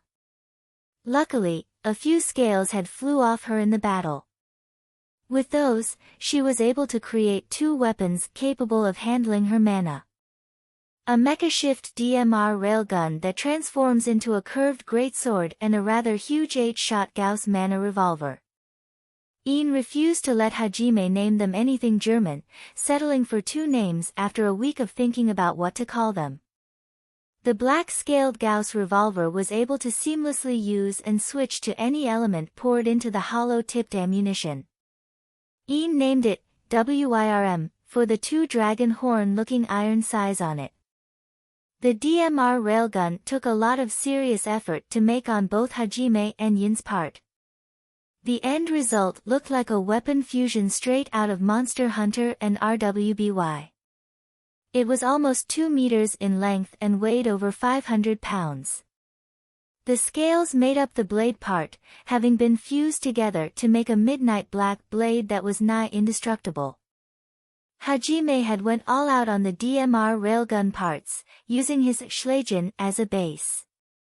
Due to its particularly menacing appearance and their love of games, they both decidedly named the weapon Fatalis. Then they argued which Fatalis fight was harder. The final things Ian had made on her own were her clothes, which were made from the corpses of all the monsters they had killed previously, including the Hydra. She now had custom-made dark blue jeans, a bodysuit/leotard that exposed her hips, black Hydra-scale combat boots and a light red, breathable short coat. Last, but not least, were 2 pendants. A black dragon and a white dragon, both in the yin/yang position. She was wearing the white dragon pendant, but the black dragon, she needed to deliver to someone as soon as she returned home. A/N, revised this like 3 times. Was also gonna release this either tomorrow or Saturday along with another chap, but I think you all waited enough, bunny tribe, ha. Hajime threw a right hook, which Ian diverted with her wrist before throwing a straight jab at his sternum. Hajime's metal arm quickly covered his chest, though he slid back a few feet from the force and ducked a reverse roundhouse thrown at his head. He kicked right back while Yin's body was still turning from the kick. Unfortunately for him, she hadn't stopped turning, using the momentum to spin on the balls of her feet. Yin's body rose, throwing the meanest uppercut Hajime had ever seen. Though he blocked with both of his arms, the punch had been strong enough to force them back, leaving him open to attack. As soon as he saw her right foot stomp forward, Hajime used an evolved movement skill he called light speed to get away from the haymaker Iin had thrown. Good thing too, given the wind pressure resulting from it was no joke. Hajime huffed, hearing Iin click her tongue. That would have hurt like hell if it hit. Hajime grumbled. Considering how you keep me up at night when you clap use almost non-existent cheeks, I'd say you earned a punch like that. Iin retorted, smirking in amusement at Hajime's blush. That said, you're getting better. You're a good gunslinger, but sometimes, beating the shit out of your enemies with your bare hands. Yeah, just hits the spot. Iin declared with a satisfied nod. You say that. But all you ever use are your fists. Hajime remarked, taking a seat on a nearby rock. They had recently just left the dungeon, ending up in a Grand Canyon. It seemed like magic being projected quickly fizzled out, apart from the more powerful spells. Though it was hardly an issue, even when faced with a horde of orcs. Hajime shot them to pieces, you used high-tier spells and Iin simply beat them to death. Seeing Hajime overly reliant on his guns, Iin got to work on training him. While nearby, Yu was in the Hummer, with the AC on full blast. I have guns. The ones I made and a non-magical one. Actually, I think you'd cry in jealousy if you saw that baby. Iin said, watching Hajime raise his brow. Hold on, let me guess. Anime? He asked. Nope. Game. Pretty good one too. Janky when it first came out, but the story and gameplay are amazing. Iin replied, watching Hajime think. Japan or the West? Hajime asked again, thinking of several different games. The West. Another hint. The one who originally used the gun had a prosthetic arm, just like you. Iin watched Hajime's eyes slowly widen. No fucking way. Hajime stood up, his exhaustion seeming to vanish. Iin simply shrugged and held out her hand, the Malorian arms pistol appearing in her palm. Hajime shot forward, staring at it, as if he were trying to assess it. Everything, down to the last detail, was perfect. I'm so jealous right now. I gotta make my own version. Hajime growled, biting his thumb-nail in frustration. We can do that later. For now, we should get the hell out of this canyon. Getting up, she put the pistol back in her inventory and got in the back of the Hummer. Fine, fine. Hajime said, getting in the driver's seat and taking off. Their peaceful ride hadn't lasted long though. Given the desperate cry for help from a curvaceous bunny girl, who was fleeing from a monster that looked like a two-headed T-Rex. I finally found someone. Please save me. The girl cried out with a distressed, teary-eyed expression. Finally found someone. She's saying something odd. You hummed. She does look kinda troublesome. Hajime was cut off when Iin grabbed his cheeks. Are you really gonna leave a curvy kemonomami behind? What kind of otaku are you? Fragile. Iin shook her head ruefully before rolling down the window and sitting on the door, pulling out fatales. What's that? The bunny girl asked, before a violent gust of wind knocked her down. WRRBNG. A loud release of energy echoed throughout the canyon, followed by visceral splatter sounds. The DMR railgun splitting the beast in half with ease. The bunny girl held her ears and looked at the corpse in shock as the Hummer came to a stop. I think you put a sizable hole in the canyon too. Hajime stated, sounding impressed. Ignore that. Bunny girl, go get, harem protagonist. Ian teased with a wide grin, much to Yu's disapproval. She'd only be a burden. Yu pouted, watching the bunny girl sprint towards them. Hajime scratched the back of his head. While he didn't really care one way or the other if they had an extra passenger, he only really trusted two people right about now. Though, if Ian hadn't helped him with his previous way of thinking, he may have seriously considered leaving the girl here. That, and for some odd reason, he felt as if he should uphold his otaku card and acknowledge the bunny girl was at least cute. Boing boing, the large, bouncing chest certainly didn't factor into his decision. Nope, not at all. Yu was glaring daggers at him for no reason. Thank you for saving me, she yelled as she lunged at them. Hajime braced himself for an imminent hug, only to be brushed past as the bunny girl practically tackle-hugged Ian into the Hummer. Her large chest pressed into her face hadn't helped Ian process what had happened. Hajime's brows twitched as he turned behind him to see the girl straddle Ian. I changed my mind. She's okay. Yu closed her eyes and said with a faint smile. NNNNGH. The girl moaned in pain as Ian forcibly pushed her head back, freeing her face from the confines of her sizable chest. Get off, first of all. Second, why didn't you hug him? Ian asked, looking a little flustered. Bwee. He looks scary. And you killed it, so as thanks, Ian covered her mouth with her palm and looked over to Hajime, who simply sat back in the driver's seat. Well. You wanted to stop for her, right? Hajime muttered, still embarrassed. Ian sighed, moving the girl off her and uncovering her mouth. Please help me, great one. The girl pleaded, bowing her head in what looked like respect, even perhaps reverence. Take it from the top, explain who you are first. Yu demanded, though looked interested, given she hadn't jumped on Hajime. Oh. Yes. My name is Shia. Shia Haulia. I have a certain gift. The inherent spell, prophecy, lets me see into the future. And I came here after that wave of magic.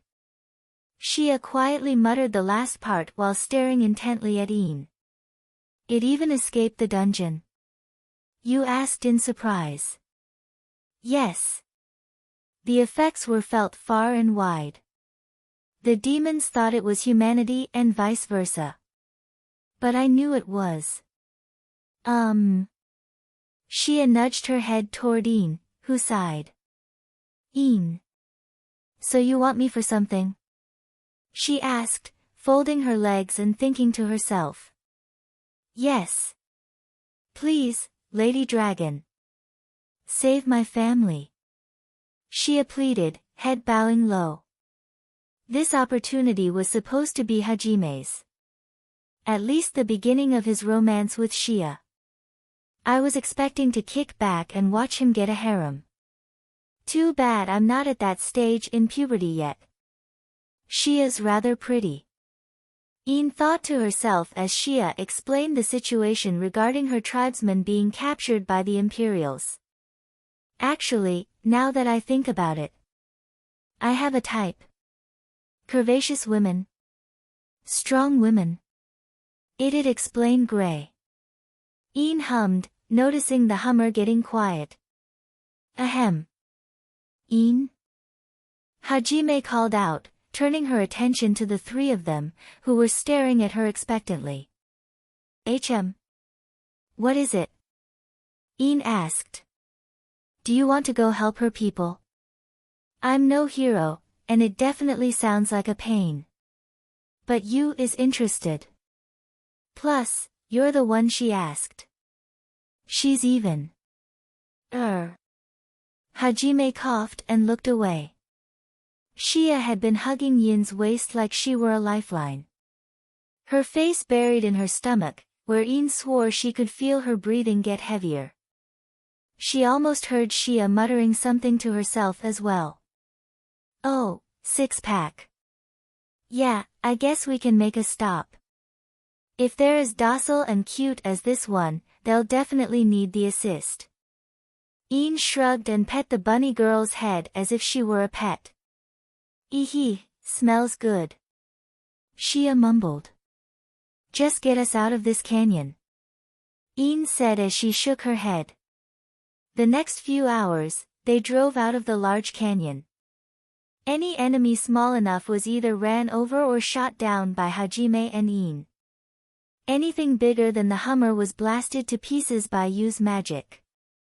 They even stopped to save a few of the Haulia tribesmen that fled into the canyon, shooting a multitude of large flying monsters that tried to devour a mother and child. Everyone. I'm back. We've come to help. Shia exclaimed, piggybacking on Yin's back for some reason, placing her impressively large and soft breasts on her head. Bang! Bang! Shia, we're not finished yet. Yin said, blowing a hole through the head of a flying monster that was trying to flee. Despite that, she hardly looked uncomfortable, even internally comparing Shia's chest to a parasol or cap.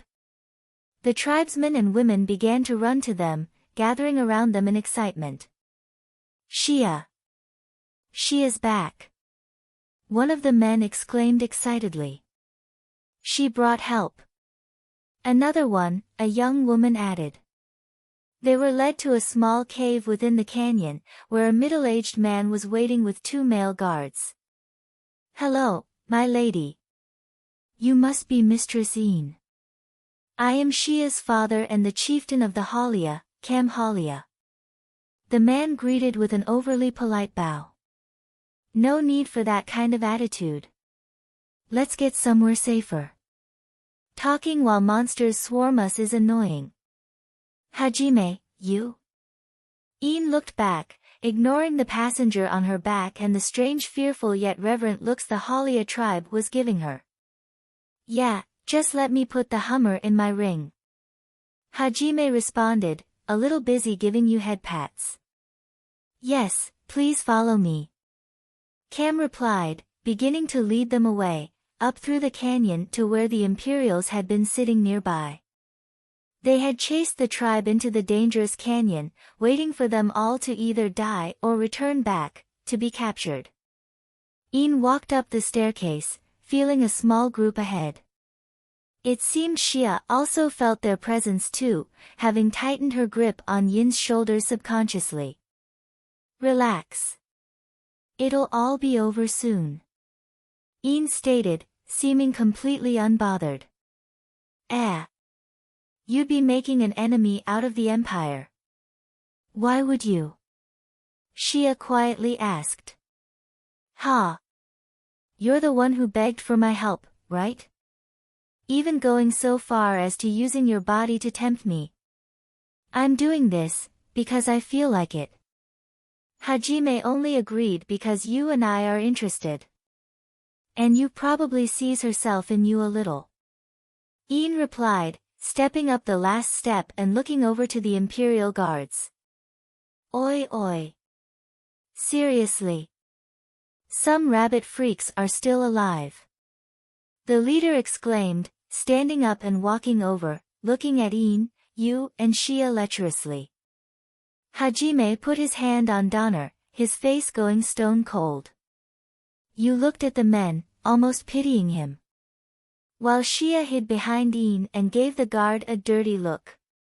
You a slave trader? Well, let the big boys handle the rest. The guard demanded, looking at Yin's passive expression. Nah. Go home. Or I'll kill you.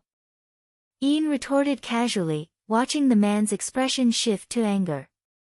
Naive brat. Fine. I'll teach ya about the world. First, I'll chop off his limbs. Then I'll rape you and the girls in. His words got caught in his throat as Yin's hand shot up, fingers piercing through the bottom of his jaw and tearing through his tongue, grabbing the man by his lower jaw and pulling him down to his knees. He screamed in agony, grabbing Yin's arm to try and break free as his bottom teeth were crushed beneath her fingers. I didn't think you'd say something so, cliché villain mob. Hajime. Ian called out. Bang. Bang. Bang. Bang.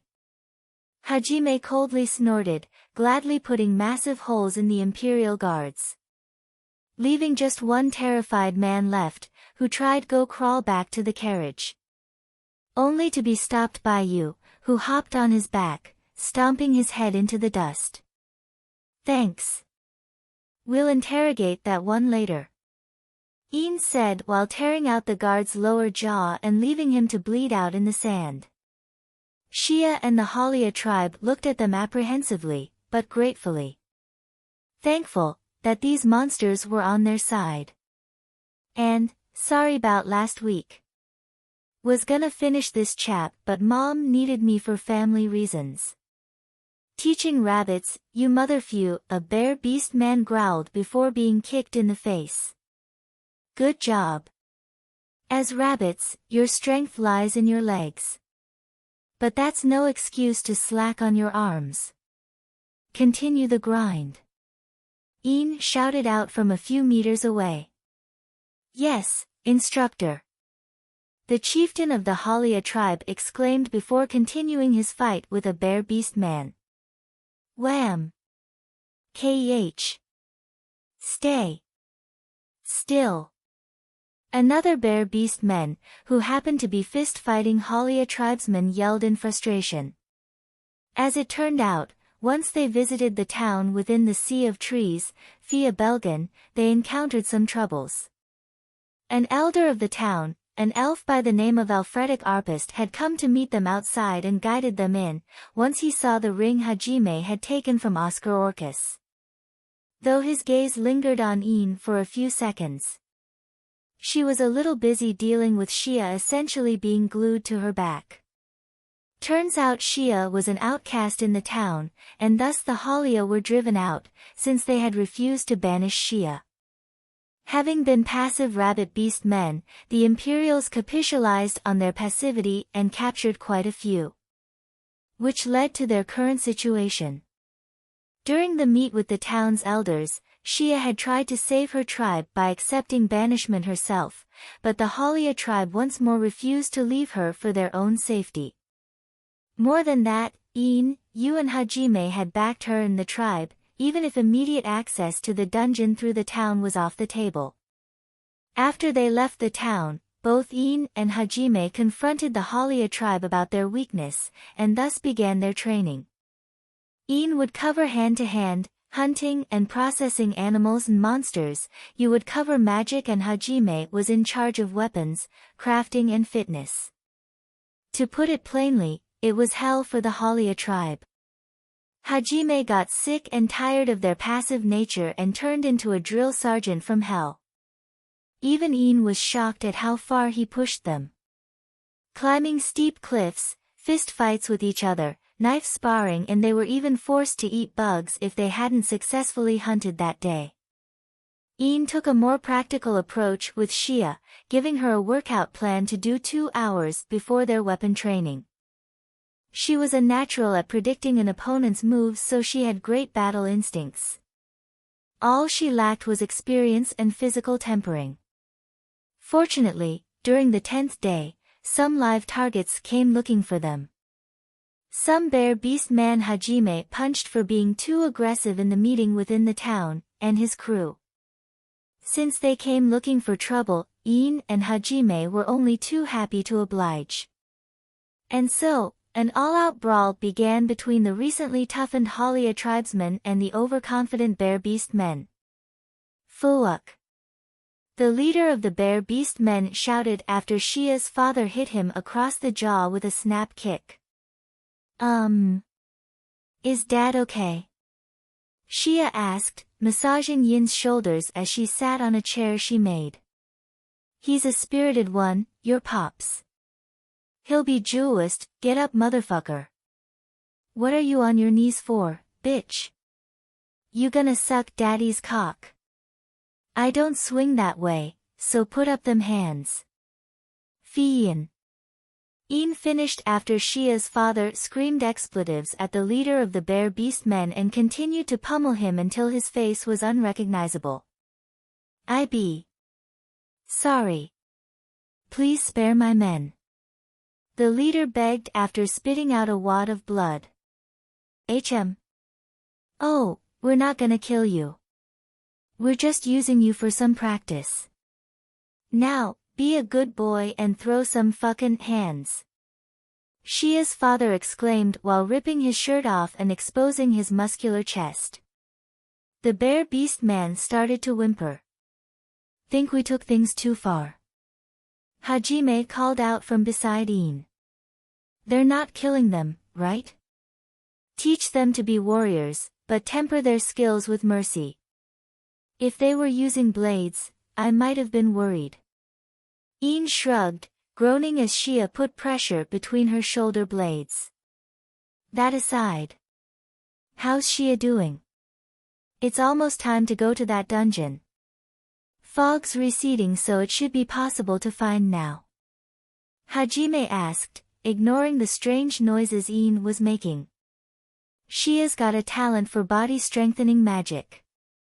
She can toss trees with the ease of throwing a softball. In fact, she's training it right now. Ian replied, hearing her back crack after some considerable effort from Shia. By giving you a massage. Hajime raised his brow. Yin's muscles are very dense. Her bones are hard to crack too. I'm practicing my grip and control as I do it. Shia added with excitement. Oh, and that dungeon. Yeah, let's wrap up here and head over. Ian got up, snapping her fingers and stopping the brawl. The bear beast men all fell to the ground in pain and exhaustion. Ian walked over to the leader and put her hands in her pockets. Yo. Thanks for being test dummies for the Haulia. But you owe us for not killing you guys. Since you came to do so to us. We'll be back someday to call on a favor. Understood? Ian asked, hearing a groan from the leader. Why, yes. He replied before passing out. After that, it was a short walk, guided by the Haulia, to the great tree, where the dungeon entrance was located. Unfortunately, they quickly found out that the entrance wouldn't open until they acquired more lost magic. They'd need to complete the other dungeons first. Son of a. Hajime was about to curse, until you tugged on his sleeve. It's okay. Isn't it? I'd like to see the world more. With you, Hajime. And Ian. You smiled. And me. Shia added, albeit shyly. Please take me, Ian. Shia's face lit up. Want to join Hajime's harem? Well, if I were you, I'd ask you. Ian looked to the side, dreading the potential implications of what Shia might be implying. Mine. You hugged Hajime's hip. No. Shia waved the accusatory glare you was giving her. I want to be with you. Shia exclaimed and tried to glomp Ian, who simply caught her by the face. Romantically? I'm flattered. But I'm 13. Ian sighed. Shia sulked. I'm not going to be here very long. I've got about 2 months before I leave. Iin set Shia down, her words getting the attention of Hajime and Yu. What do you mean leaving? Hajime asked, a little tense. I'll explain some on the road. We should get going now. Iin pat Shia's head. That said, let's take her with us. She's better off with us anyhow. Iin smirked, seeing Shia's ears twitch in happiness. All right. We've taught you how to survive in the forest. We'll be back. Hajime said, looking to Yu's father. We will be waiting. Good luck, Shia. Papa knows you can win over the mistress. Her father encouraged, pumping his fist as Iin quickly made to exit. Thank you, Pa. Hey, wait.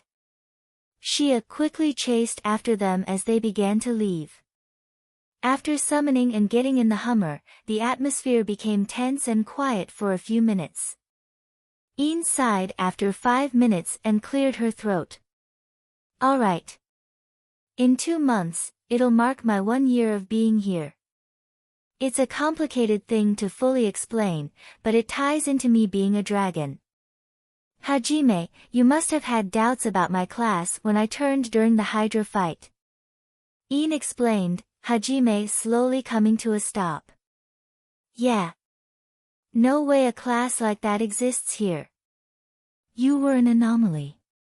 Stronger than Cookie, even. Hell, even after our dungeon completion, I think you're still likely stronger than me. Hajime huffed. But why a year? What happens in 2 months? You asked, looking over past her seat at Iin. I'm only here for a year. If you want to know who's responsible, go look for a kitsune goddess with a Neapolitan ice cream color shtick. You're joking.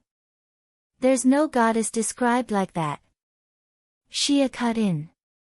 I have a video of her dancing for over a half hour. Iin replied, her eyes glazing over. The Hummer got quiet again after that. Then Hajime asked quietly, which one? The Bully Maguire dance. Iin answered. Okay. So, we're blaming a goddess on this one. I'm fine too. Just checking if everyone else is. Hajime looked to his companions.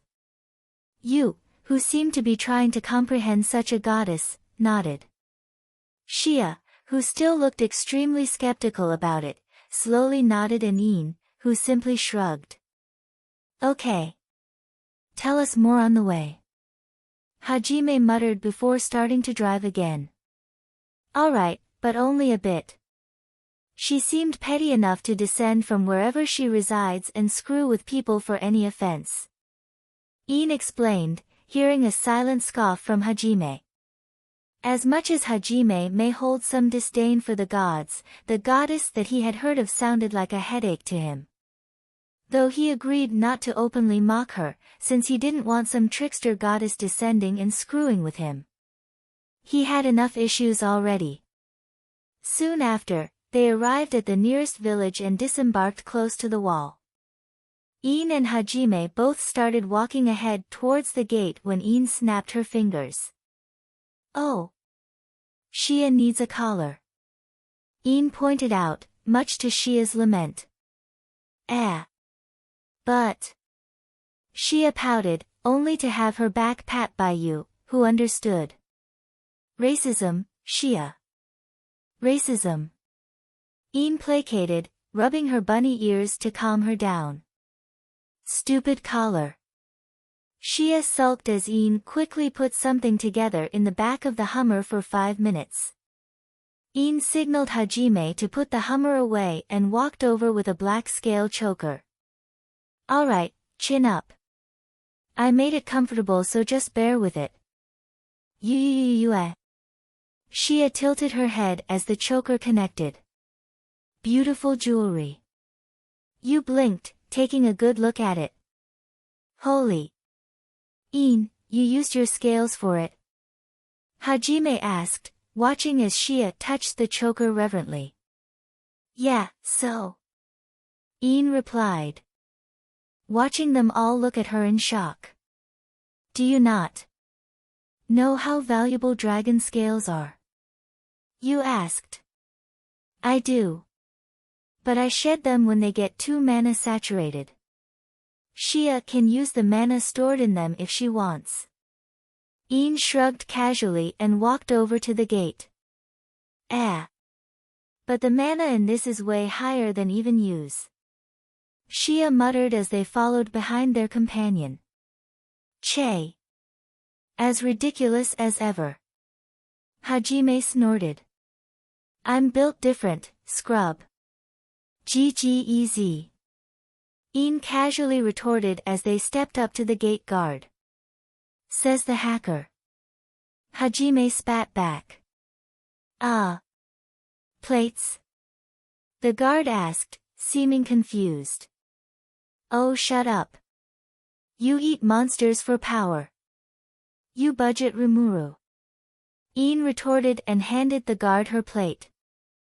Thank oh dear gods. The guard paled, though Ian and Hajime continued throwing jabs at each other. Oh, you did not just go there. You're an Uchiha. Miss, I can copy magic skills when I see them. Hajime glared and handed the guard his plate next. WH. What is with these numbers? The guard paled further, looking as if he were going to have a panic attack. Was that a shot at my marvelous black hair and red eyes? You're Kaneki Ken, dressed like a Chuyuni. Ian fired back, ignoring the guard with the look of despair in his eyes. You, guys. The guard. Shia yelled out, seeing as Yu was too fascinated at their verbal jabs to intervene. Oh. The plates broke. Crazy huh? Imagine two monsters who could solo a town just casually walking into a backwater village. She lost hers and I don't need to explain the demi-human, right? Hajime cleared his throat and pat the guard on the shoulder with a fake smile. Alright. Yeah, that explains it. Come on in. The guard stepped aside, believing the fake story over two monsters in human skin casually walking into his village. Welcome to Brook. The guard muttered quietly, already tired. Mitchum. Let's go. Ian replied, walking ahead. Normally, Shia would have gotten upset at the collar. But it had looked so good and brimmed with so much raw mana, that she'd felt as if she was given a gift. Even going as far as to treat it as an engagement ring. So she looked quite happy with it, fingers brushing along the smooth black scales it was made of. After selling some things in the Adventurers Guild and registering Yu and Shia, they proceeded toward the Misaka Inn, where a cute receptionist welcomed them. Hello. Welcome to Misaka Inn. Hey. We were recommended here by the guild lady. Hajime greeted back, walking over. Oh. Catherine huh?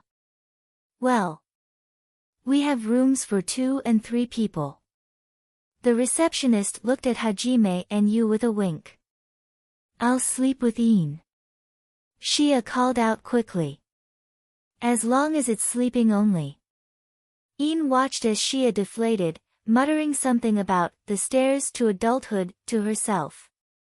Hajime handed the money over to the receptionist and looked over to the group. I want to start making a certain something. What do you guys want to do? Hajime asked, seeing Yu and Shia's eyes shine. Shopping. Get something to eat. Yu and Shia both declared. Well, I'm gonna walk. Ian was cut off mid-sentence as the girls took her by the arms and hurried out of the inn. Hajime simply saluted to her as she was dragged away by the enthusiastic duo. And, some things were skipped, like the meeting in the elf/demi-human town. Just wasn't that interesting to go over again, so I explained it in the first part. We got maybe 2-3 chaps of Arifureta left, dragon, fated meeting Ian. It looks good, right? Right? Shia asked, the bounce in her step contributing to the mounds on her chest nearly breaking free of their confines. Yes, Shia. You look good in that. Just stop hopping around. You looks like she's going to kill you. Ian replied, and true enough, the little vampire was giving Shia and Ian death stares. Or more specifically, she was glaring murderously at their chests. You looked down at herself and grabbed Yin's, to see if she was under an illusion. You grew. Again. You jealously squeezed the firm but soft flesh that dwarfed her hand. Large DS, I think. But yes. Can you let go? A bunch of guys have started to hunch over to keep their dignity. Shia swallowed a lump in her throat and reached her own hand out, as if possessed, tuning out Yin's voice. Smack. Gah. Shia recoiled, waving her hand, which had been smacked away by Yin. While you huffed and pulled her hand away with a vexed expression. After they returned to the inn, Hajime greeted them with a warhammer slung on his shoulder. Hey! How was shopping? Hajime greeted, setting the hammer down.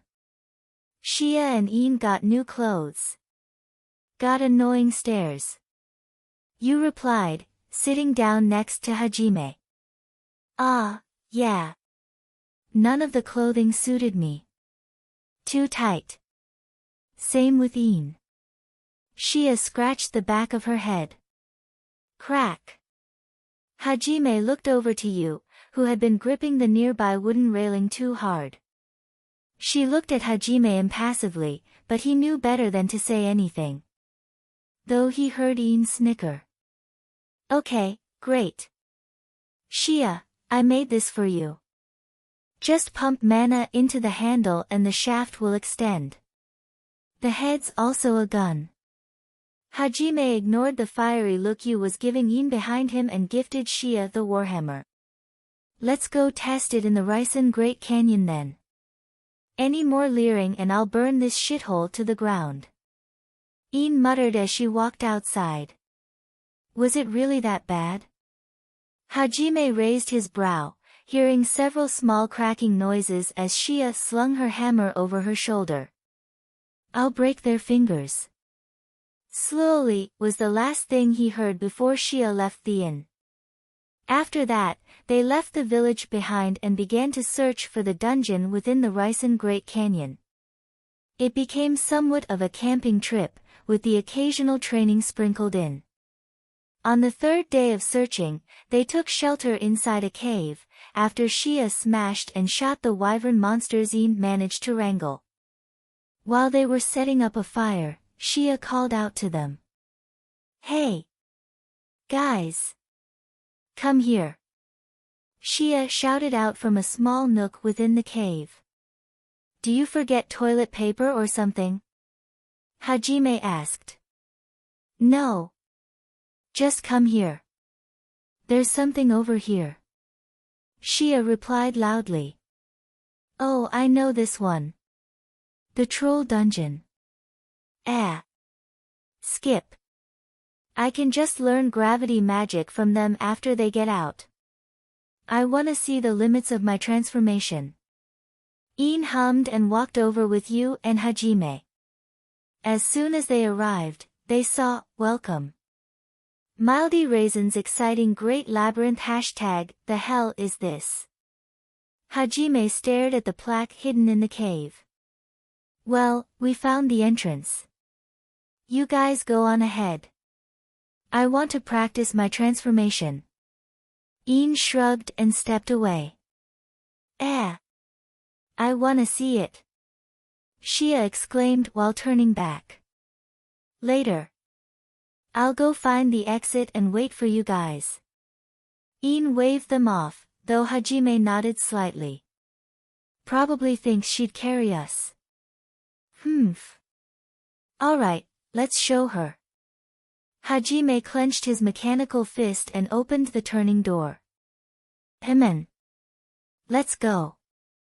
You followed in after. Shia simply pouted Yin's way and followed them inside. After they all went in, Yin chortled, before breaking out into a fit of laughter. She wisely avoided the troll dungeon and meeting that annoying golem in charge of it. The EXP is the one thing she'd miss, that is, if golems actually give any. Seeing that they were going through hell though, she decided to at least give them a ride on her back after they were flushed out. And thus, after putting their gear away, Yin activated her transformation. A loud, prideful roar echoed throughout the Risen Great Canyon as a rather large black dragon flew up, catching a wyvern in its mouth and devouring it whole. Yin flew up, spreading her powerful wings, the speed of her flight slowing down into a glide, casting a shadow below, where orcs and other monsters could be seen fleeing in terror. She decided then and there to practice her magic. Bright blue beams descended from above, scorching the rocks and any monsters it touched, turning the lucky ones into slag from the intense heat. The canyon became a death zone, due to the balls of fire, ultra-hot beams and sea of blue flames bathed the rocky crevices. Though the one responsible was sitting on top of a large cliff, looking down at the inferno beneath her. Fire magic's pretty flexible in how I can mold it. Beams, lasers, fireballs, flares. And after all that, I still have more than half remaining. I'd say I turned a quarter of this place into a dead zone too. About 10 kilometers, give or take. I can probably take out a larger portion if I nuke it with a giant fireball. Yin thought to herself, her wings-fingered claws rubbing her chin thoughtfully. If this were normal RWBY, I could solo the series easy. With the exception of that whale Grim, maybe. But my mom's level is 90. Same thing with Summer, Tai and Crow. Elite veteran huntsman level. My remnant's a higher tier for sure. I wonder. How strong is Salem and Ashbin? Yin pondered to herself for a while before taking off, to find the Great Dungeon's exit. It was supposed to lead to a river, right? So. Aha! There we go. Yin spotted a river within a nearby forest, swooping down and looking at the water as animals began to flee from her. Just as she landed, she felt a small explosion not too far away. And 3 people surfaced nearby, carried by the river's powerful current, only to be scooped up in Yin's arm wing. KF. Lucky you. We went through hell in there. Hajime yelled as he pointed an accusatory finger at Yin. Yin simply shrugged and brought them to land. Though Shia needed CPR, since she wasn't breathing. Both Hajime and Yu looked directly at Yin, expecting her to do it. Yin shook her head helplessly and undid her transformation, squatting in front of Shia naked before doing mouth-to-mouth resuscitation. Pitch. Off. Yin? Oh my, Shia's face lit up at the sight of Yin's exposed form before she grabbed her face and kissed her deeply. H. Shia closed her eyes and kissed Yin, despite her expressionless deadpan face. No looking. You covered Hajime's eye with a small frown. Sage. IAWH. Yin called out as Shia tongue sneakily attempted entry into her mouth, before being lightly bitten by Yin. Ow! You bih my tongue. Shia complained, sticking her tongue out. I was giving you CPR, you horn dog. Let's go back to the village. I'm sure you guys are exhausted after all that work. Yin suggested as her clothes quickly appeared on her body. I need a bath. Hajime grunted. Ah. Wait, I missed the dragon form. Shia whined. After they returned to the village, they settled in for the night. You got to scrub Hajime clean and had him all to herself that night. While Shia, being as down bad as she was, used her body to clean Yin's back. Unfortunately, or fortunately, depending on how you see it, Yin was completely unperturbed by this, since she hadn't reached the heat stage in her development yet. So Shia was trying in vain. After that, they talked to the guild receptionist and decided where to go next. Since Mildy had graciously pointed out where the next dungeons were. The closest one was the Gurion volcano, with the town Furin being the stop to go to first, before heading to the dungeon. The guild lady offered Hajime a job going over there, but he declined, looking at Yin. You wanted to learn that magic, right? Hajime asked, excitement evident in his voice. You wanna exchange a ride for it? Yin smirked back as Shia's ears perked up. Hell yeah. That's like every boy's dream. Hajime exclaimed before they both dapped each other up. Let's go then. Meet you outside the wall. Yin said before walking out. Heh. What strange kids. The guild lady muttered in amusement. You, Shia, hurry up and get any things you wanted here before we leave. Hajime demanded before hurrying outside himself. Hee hee. He's so cute when he's excited. You sighed dreamily before nodding at Shia. What was the ride par, OH? Shia stopped, mid-sentence before sprinting out. As soon as she crossed the wall, off to the side, she saw Hajime climbing atop a black dragon's back.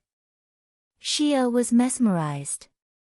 The bunny beast man staring into the purple-amber eyes of an apex predator. Though, unlike the fear that comes with encountering such a fearsome monster, she felt an overwhelming amount of safety and desire to be near her. Shia slowly approached and gently touched Yin's scaly face, feeling her face heat up. Beautiful. She muttered, only to hear snorts of amusement nearby, courtesy of Hajime and Yu, who had already sat atop Yin and was waiting for her. Yin snorted too, ignoring the red-faced bunny girl's stuttering protests and placing her on her neck before spreading her wings and starting to fly away. She faintly heard a familiar guard screaming in fear but opted to ignore that too and focused on giving them a smooth flight.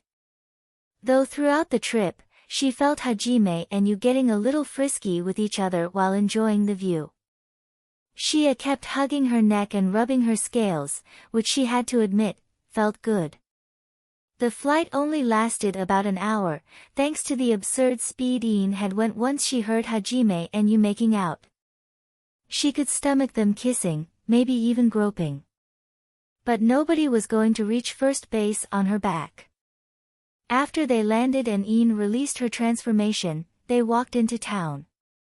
But were immediately set upon by lecherous stares directed at Yin, Yu, and Shia. If that wasn't annoying enough, some rich young master had come out of nowhere, smelling of sweat and farts. Oh oi. Brat. I'll give you 1,000,000 luta. Gimme that rabbit. That blondie and other busty one too. I'll make them my concubines. The young master demanded, breathing heavily. Wow. A real-life Discord moderator. I can't believe I actually, as Yin was about to step up, Shia had already surprised drop-kicked the young master. But he squealed as he flew over 20 feet into the street. Rear edge, the young master croaked out in pain. Absolutely not. That girl wasn't trying and the white-haired and black-haired one scare me. The bodyguard declined with a serious shake of his head. Good choice. Yin commented as they continued on. Let's just visit the guild, get the lay of the land and get the fuck out. The high of riding a dragon is being ruined by these assholes. Hajime scoffed as they continued walking. Sure, sure. I heard there were other towns on the way over. We can head there after the guild stuff. Ian replied, still a bit shocked at how defensive Shia suddenly became. After handing the town's guild master the letter from the last one, they got the backing of the Adventurer Guild and more details about the Great Dungeon's location. For another month, they traveled, crossing beautiful mountain ranges and a lake. Between travel time, they trained, crafted and went monster hunting. And the deadline for when Ian would leave them grew closer. You and Hajime kept their emotions to themselves, but if you knew them, it was obvious they were going to miss her. Shia was a lot more obvious regarding her feelings towards Ian leaving. She rarely stayed separated from her for longer than a few minutes. As they entered a town named Yule, Ian picked up a very familiar feeling. As she carried a sleepy Shia into the inn, she ignored the sudden appearance of their old teacher, Aiko, and some of their old classmates and wholly focused on the presence of someone nearby. Someone who smelled like a dragon. If I remember correctly. T.O.H.M.N. Smells like a dragon. But lesser. More than a wyvern, that's for sure. Ian hummed before she was shaken by her teacher. Okada-san. You are Okada-san, right? Aiko demanded an answer. Oh, yeah. I guess so. Ian shrugged. Also, can you keep it down? Shia is trying to sleep. Ian pointed at the droopy-eared, yawning rabbit girl on her back. Oh, sorry. Wait. No. Tell me what you've been doing while I was worried sick. Aiko yelled, entering teacher mode. Oh, here we go. Ian groaned. After interrogative questioning where Hajime and Ian had been, along with who you and Shia was, Aiko became quieter. She looked rather apologetic, likely seeing it as her duty to protect them both. So, what are you doing here, sensei? Hajime asked, eating some meat while Shia fed a distracted Ian. It's a long story.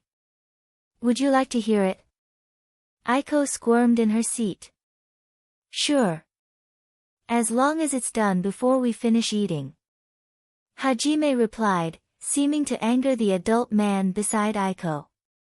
It was pretty clear the guy wanted to bed Aiko at the very least, with how obvious he was acting. So Ian hardly paid attention while he began to compliment Aiko and tried to be stern with Hajime. Do you remember Shimizu-kun? Aiko asked them both. Ian glanced at Hajime meaningfully. HN. Vaguely. He was quieter than me. Hajime replied, catching the look Ian gave him. Well, as a farmer I came to refine the agriculture of lands like these. Shimizu-kun was part of my escort. One day, however, he disappeared. That was 2 weeks ago. At first, I thought he was involved in an incident, but there was no sign of a struggle in his room. And he's not weak enough to be kidnapped. Aiko looked downcast as she explained. His specialty was dark magic, but he also had a great aptitude for other elements too. Before this, he also vanished on several other occasions as well. Aiko continued, despite you humming in pleasure as she ate some curry-like food. This is pretty good. You complimented. In my world there's a food like this called curry. Hajime explained, ignoring the rising anger on the face of Aiko's guard. Idiots! Are you even listening? He got up and shouted. Yaha! Ian answered, still being fed by a placated Shia. We're eating, have some manners. Hajime shot back, getting annoyed. Manners. Brat. That's what I should be saying to you right now. How dare you bring a demi-human to this table? And that vulgar clothing, his voice caught in his throat as he saw Een, who was previously passive, narrow her eyes at him intently. Sage. Magic is granted by God. And he saw fit not to grant any to those thy inferior. INF. The more he talked, the more it felt as if his throat was being squeezed. A cold sweat broke out on his back, soaking his shirt. Look at those disgusting ears. He managed to say, nearly falling out of his chair. You're determined to be stupid. Hajime shook his head, almost pitying him. He touched the ears button. You said with a frown. A heavy pressure clamped around his neck before hurling him back head first into the wall behind him, successfully knocking him out. Een scoffed, petting the droopy ears he insulted. I like your ears, Shia. They're cute. Een stated, making Shia smile. Thank you, Een. Shia swayed her head, happily accepting the head pats. Alright, let's go. Een got up, leaving her plate empty. Wait, Nagumo-kun, Okada-san. Aiko got up and called out. Don't sweat it. We'll still be in town. I'll catch up with you later. It's late now.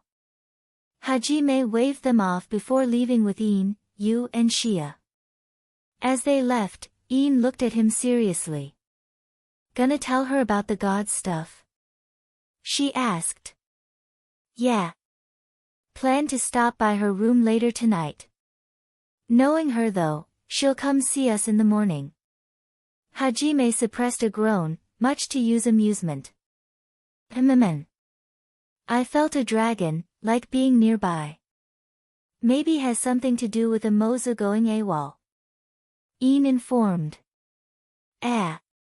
What are the chances of that? Hajime asked as they walked back to the inn. Bet you it is. Een smirked deviously. Shia comes back to Remnant. Ya boy be, see. Either way I'm good D. There is no D but my D hashtag, dragon, fated meeting too, and, y'all are crazy. Getting this FIC to 660 stones last week. Your voting and comments mean a lot. Also I have plot bunnies. Let me know if they interest you. Lukoa in the Omniverse ruler Artoria with Venom in Young Justice, ha. Get fucked, Een. I told you they'd be here. Even at 5 in the morning. Hajime laughed, seeing the group of students, plus Aiko waiting at the gate. First off, I don't get fucked, accelerator. I do the fucking. Een retorted, hearing Shia begin to pant heavily. TCH. At least it's better than freed. Also, aren't you a virgin? Hajime asked, smirking at Yin's flat glare. I have old memories of something sexual. Vaguely. Question is, was I the inserter or the insertee? Een thought to herself before hearing a flustered teacher yelling and a horny rabbit muttering to herself. What are you two talking about this early on the morning? Aiko yelled while pointing an accusatory finger at the two. First time Een ignored the muttering horny rabbit and forced back a laugh at the reddened faces of her former classmates, who looked either embarrassed or kind of excited at her words. Well, never mind all that. Why are you here? Een asked while silencing Shia with some head pats and ear strokes. Ahem. As your teacher, it is my responsibility to return all of my students back to our world. This sole task, I will never give up. Aiko declared confidently as she looked up at the two towering students in front of her. Seems his talk with her late last night went and kicked her protectiveness up a notch. Iin thought with an amused smile on her face. Hajime and Iin looked at each other. Hajime didn't seem to mind too much and Iin didn't want to spend time arguing, given it'd be a futile effort. Hajime shrugged. Alright, but some of you will have to sit in the back. I'm not lending out my bike.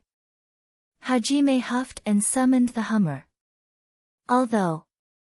He briefly looked at Iin, who made the cutthroat gesture to him. If you were thinking of asking me to let them ride me, you can shove it. I'm not a horse. Iin denied before hopping in the Hummer while Aiko and the other students gawked. Oh fine. You, sit on my lap. Shia, you can sit on Yin's. Hajime said as he got in, accompanied by a happy vampire. While Iin took a seat in the front while Shia happily glomped her. As they began to drive, Aiko poked her head through the center of the Hummer. While the girls in back seemed fascinated/jealous of Shia and Yin's chest size. Is this the power you gained when you conquered the Grand Labyrinth, Nagumo? Aiko asked. Yup. Iin, you and I received this magic. And a few other things too. Hajime answered, glancing at Iin, who nodded back at him. Is Amanagawa and the others still in the Orcus Grand Labyrinth? He asked, tightening his fingers around the steering wheel. Yes. That's what I read from his letter. Aiko replied, ignoring the amazed gasps from her students behind her. I always knew Natsum-san was big. But did you get bigger? One of the girls asked.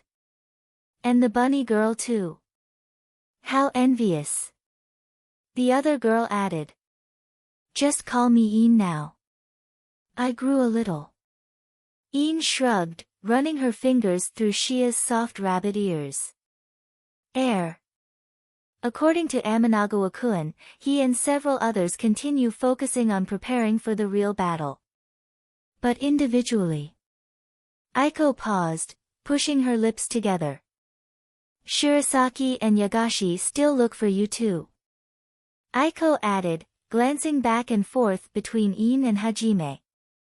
Ha! Are they doing all right? Iin asked, seeing Hajime wanted to ask the same question. Hee. You were close to them, after all. Aiko smiled to herself. Iin was running out of time in this world. In a little under a month, she would return to Remnant. Though she knew she could and would return later, leaving Shizuku hanging without so much as explaining some things would likely hurt the girl. Though she had to rely on a prepared message for her, through Hajime, it'd still sadden the girl. Then there was the whole Shia business. She wasn't blind to it, Shia had a huge crush on her. Whether that was because of her dragon pheromones, actions, time spent in close proximity with her or all of the above, it didn't matter. She already considered Shia her possession. Even if she realized that was kind of a villainous thing to claim, she had a feeling Shia wouldn't mind. Whatever. I'll explain my situation when we leave for Remnant. Iin thought, listening to the sleeping breaths of the bunny girl atop her lap. If you exchange letters again, tell her to be wary of her so-called comrades rather than the labyrinth monsters. Hajime warned, calming down as you rubbed his arm to comfort him. What are you talking about? Aiko asked, though she had the feeling she knew what he was implying. I didn't fall that day due to an accident. Someone made me fall. Hajime responded, shocking Aiko. Don't tell me. The reason you didn't find us is because of... Aiko stopped, her shout attracting the students in the back. Ai-chan sensei. Whatcha talking about? The short-haired girl asked. Stop here. I feel it. Iin cut in, her red eyes gazing over into the forest to their left, past a cliff. Right. Alright, everyone out. Hajime said as he stopped the Hummer. As soon as they got out, he summoned several bird-looking golems that acted as unmanned drones that flew out above the forest. Ian looked out, eyes narrowing toward a waterfall she spotted 2 kilometers in.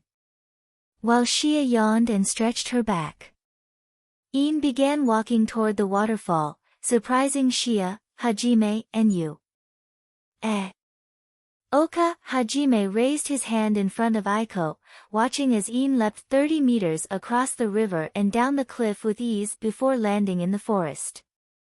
We're searching for someone she could feel since we entered the town, Hajime stated, watching his friend go down into the woods.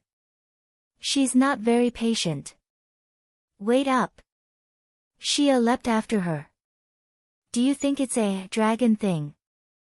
You asked Hajime, who had been watching through his drones. Not even she fully comprehends dragon things. But no matter what, Hajime disconnected his sight from the drones. We'll be there. You answered, leaping across the river, followed by Hajime. Ah! Hey, wait for us! Aiko shouted from behind. Ian walked toward a mountain, though her destination was truly the waterfall in front of it, where the snowmelt flowed into a river that passed the town. A powerful resonance was felt in front of her, within a cave inside the waterfall.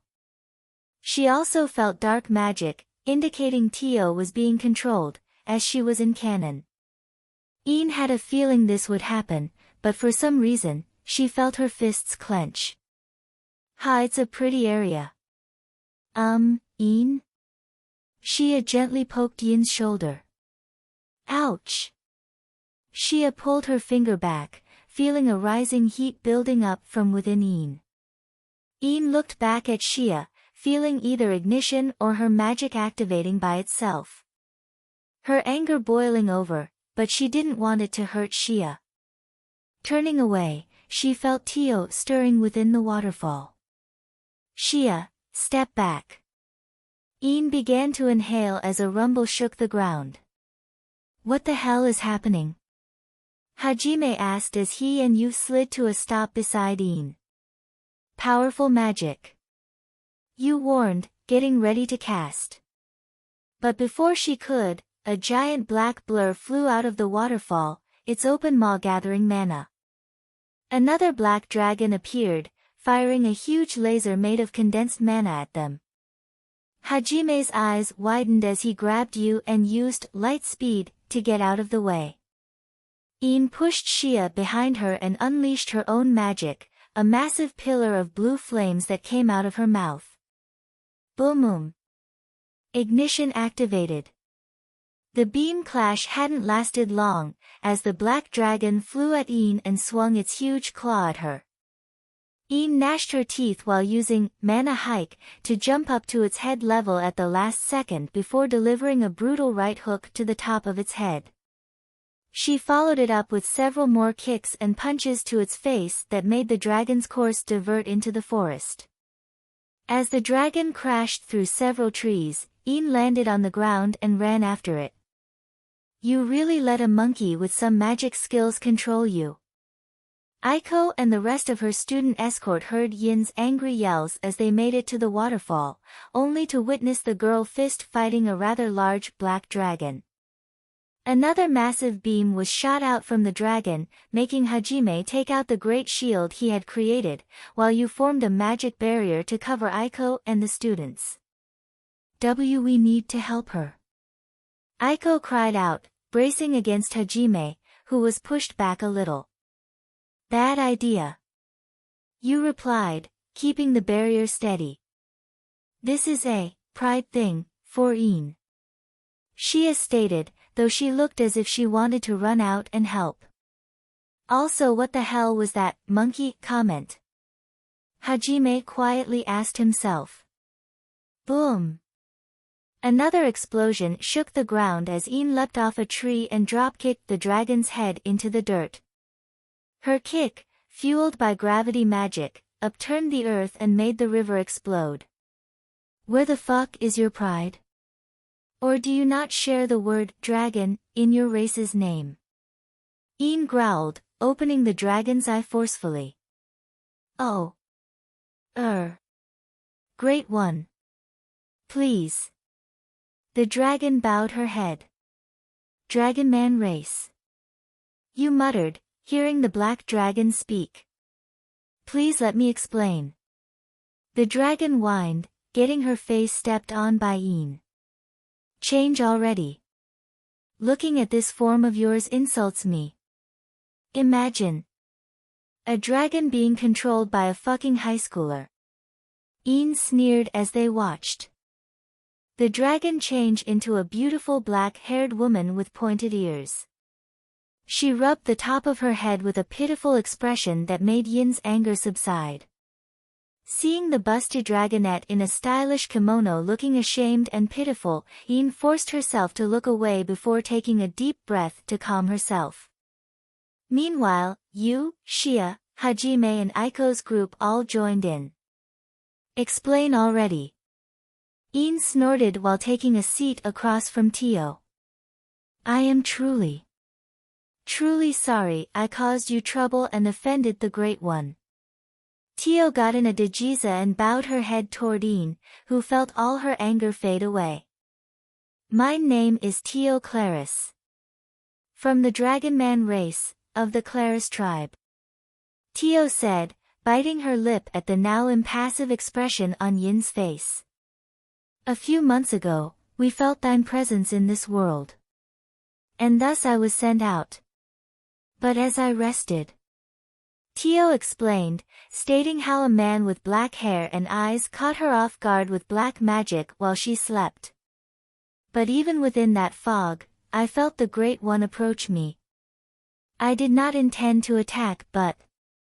Tio glanced up at Ian, who was looking at Hajime. HN. Yeah, Imozu had that kind of appearance. Hajime quietly stated, while Tio was helped up by Shia.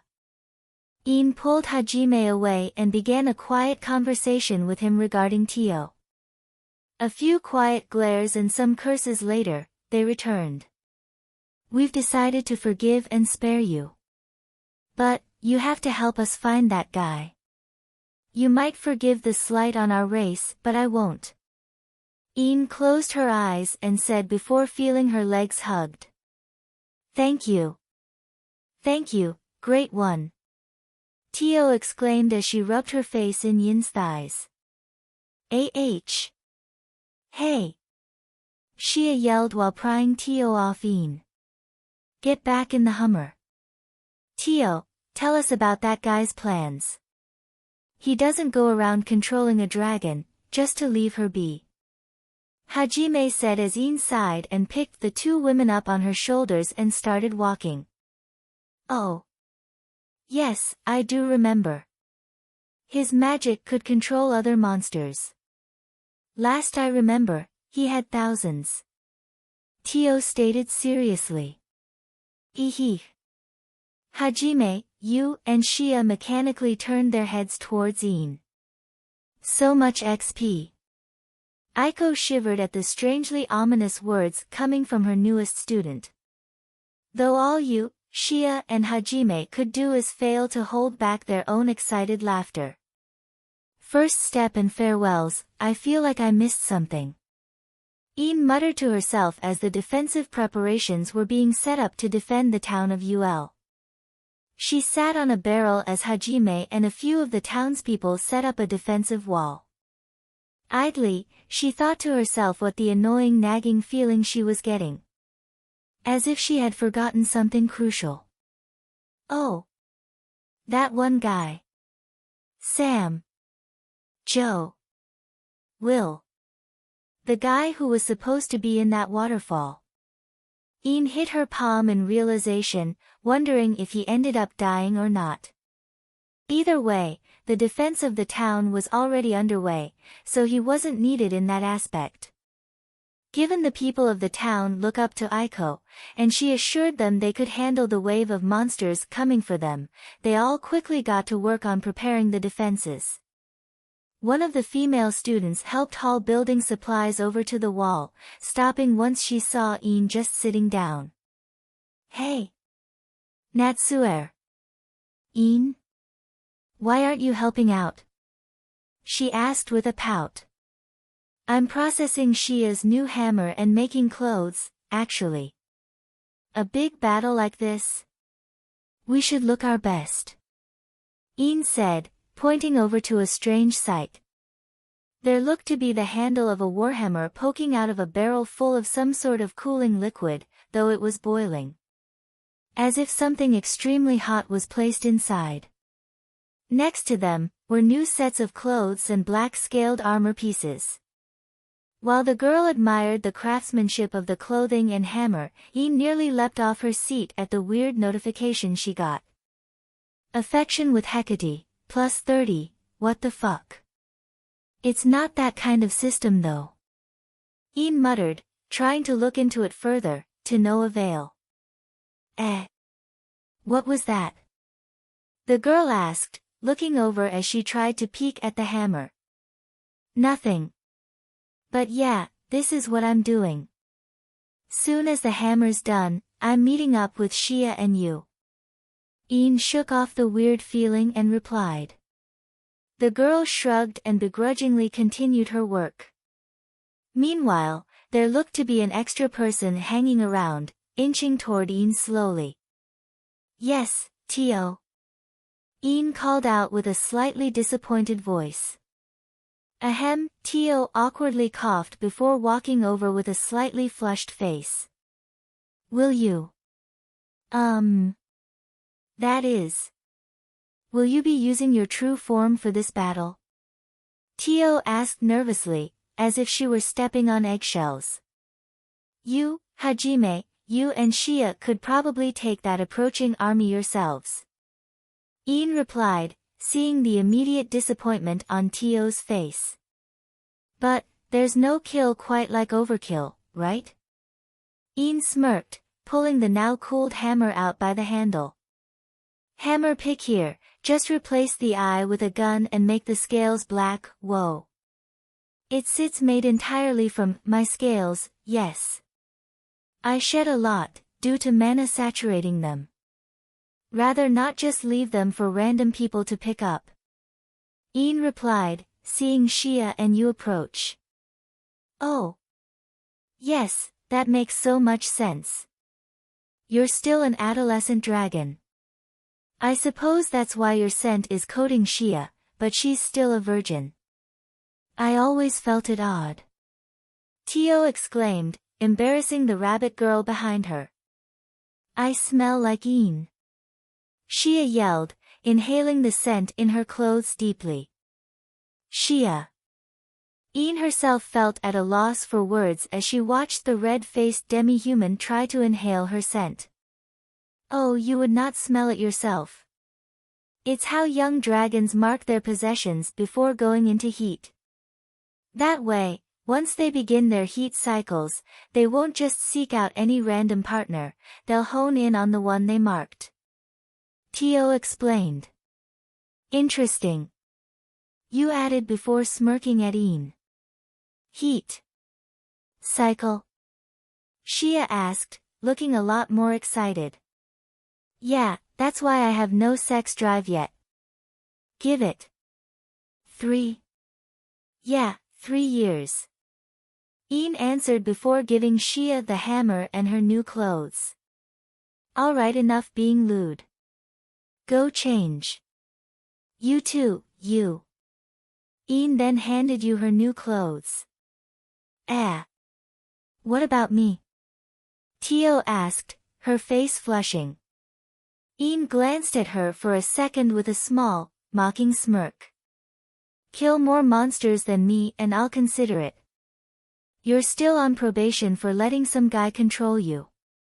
Tio squirmed in pleasure as the dismissal as you, Shia and Iin went inside an empty house to change clothes.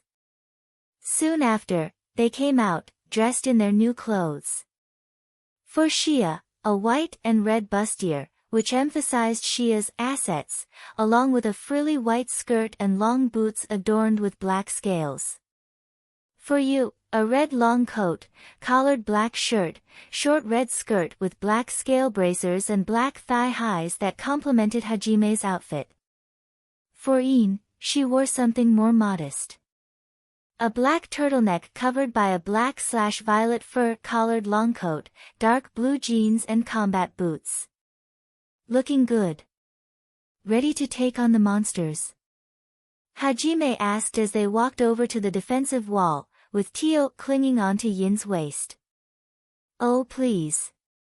We all know just you guys can solo these weak mobs. You have an electromagnetic accelerated Gatling gun, all Tio knows are OP flashy AoE attacks, you's got town-level destruction magic and Shia can throw trees as easily as throwing softballs. What we're here for, is a spectacle. Which is why you convinced Aiko to let the enthusiastic townspeople just sit by and watch, right? Iin replied with a toothy smirk. Ha!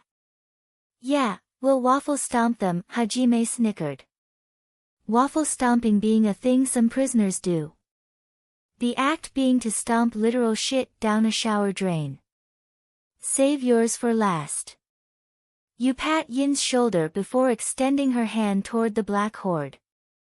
Mana quickly gathered at her fingertips before changing elements. Lightning and gravity fusing to create a destructive spell. You raised her hand up as her eyes flashed before swinging it down. A huge dragon head made of lightning and gravity magic roared before crashing down into the center of the horde and killing several hundred monsters at once. Allow me next. Tio exclaimed as Hajime and you hopped off the wall and into the fray.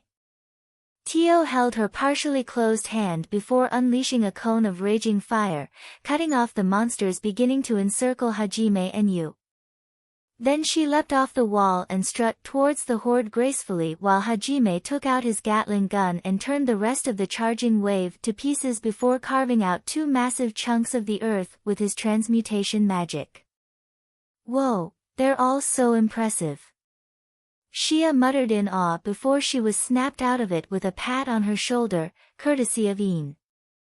Magic may not be your forte, but even you can accomplish feats like that. That hammer's not just for show. Imbue your mana into it. Iin suggested. Shia's eyes widened before she focused, guiding her mana into the hammer. She felt the scale choker get warm as the hammer's head ignited in azure flames. The built-in gun within the head activated, waiting for Shia to fire it. Iin pat her lower back and snorted in amusement at her gobsmacked face. Swing it. Aim at the horde and release your mana.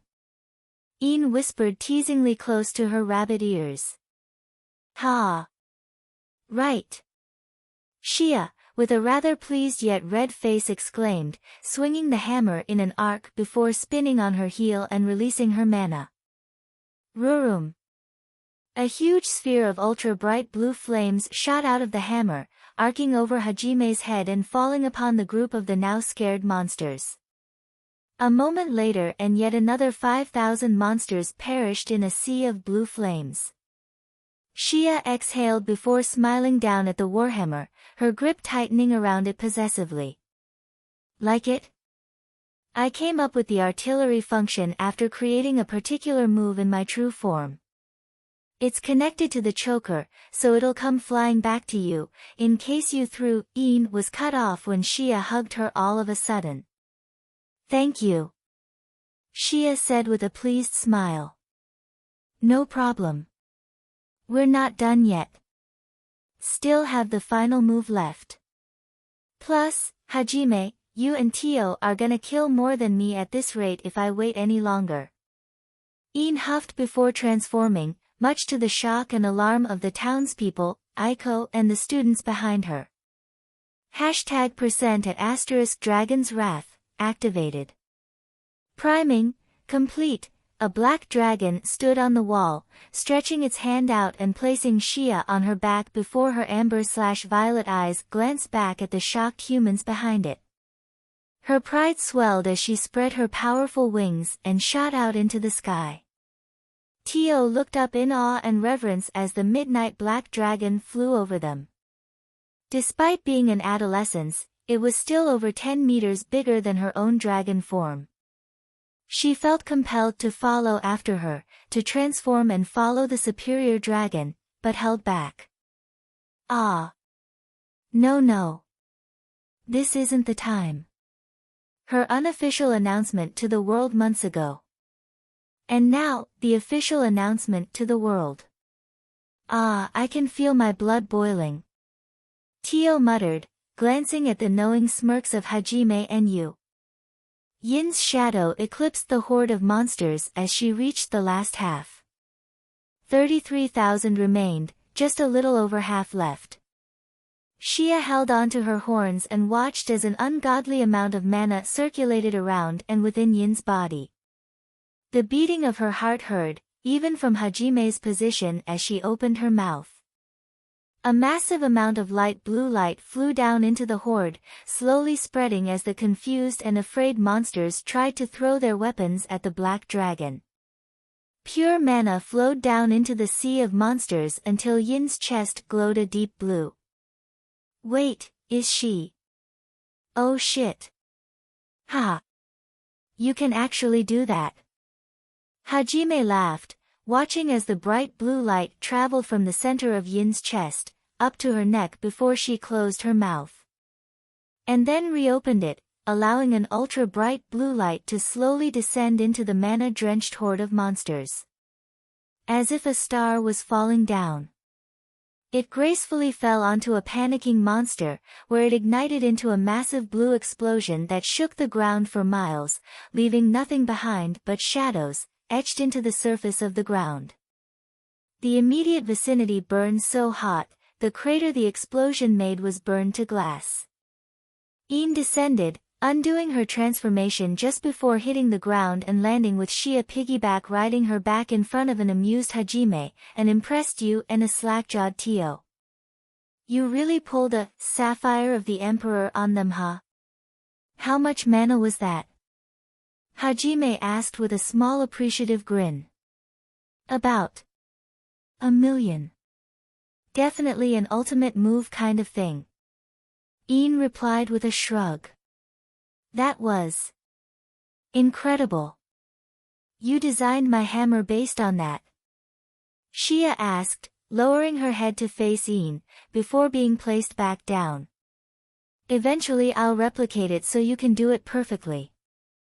Eventually. Een looked off to where someone was trying to flee, while several fox-like monsters began to attack them. TCH. Een grabbed one leaping at Shia by the neck before snapping it and tossing it to the side. Handle these. I'll go deal with the ringmaster. Een spat before activating Accelerate and running after the fleeing figure, a murderous beastly aura flowing off her as she chased. Ah! Such a murderous aura.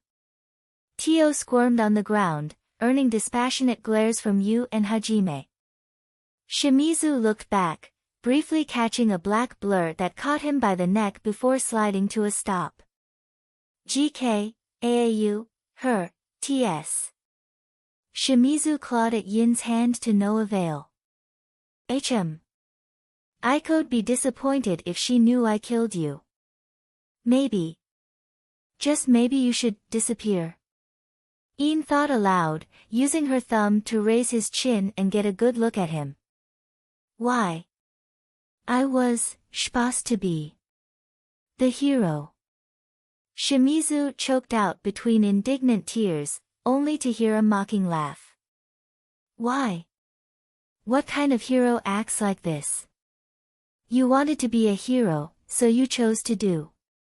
What? Wag your bitch tail at any offer that gives you power? Work for anyone who gives you a scrap of power. You feel like the protagonist now, Imozu? I don't care about being on the human side or not.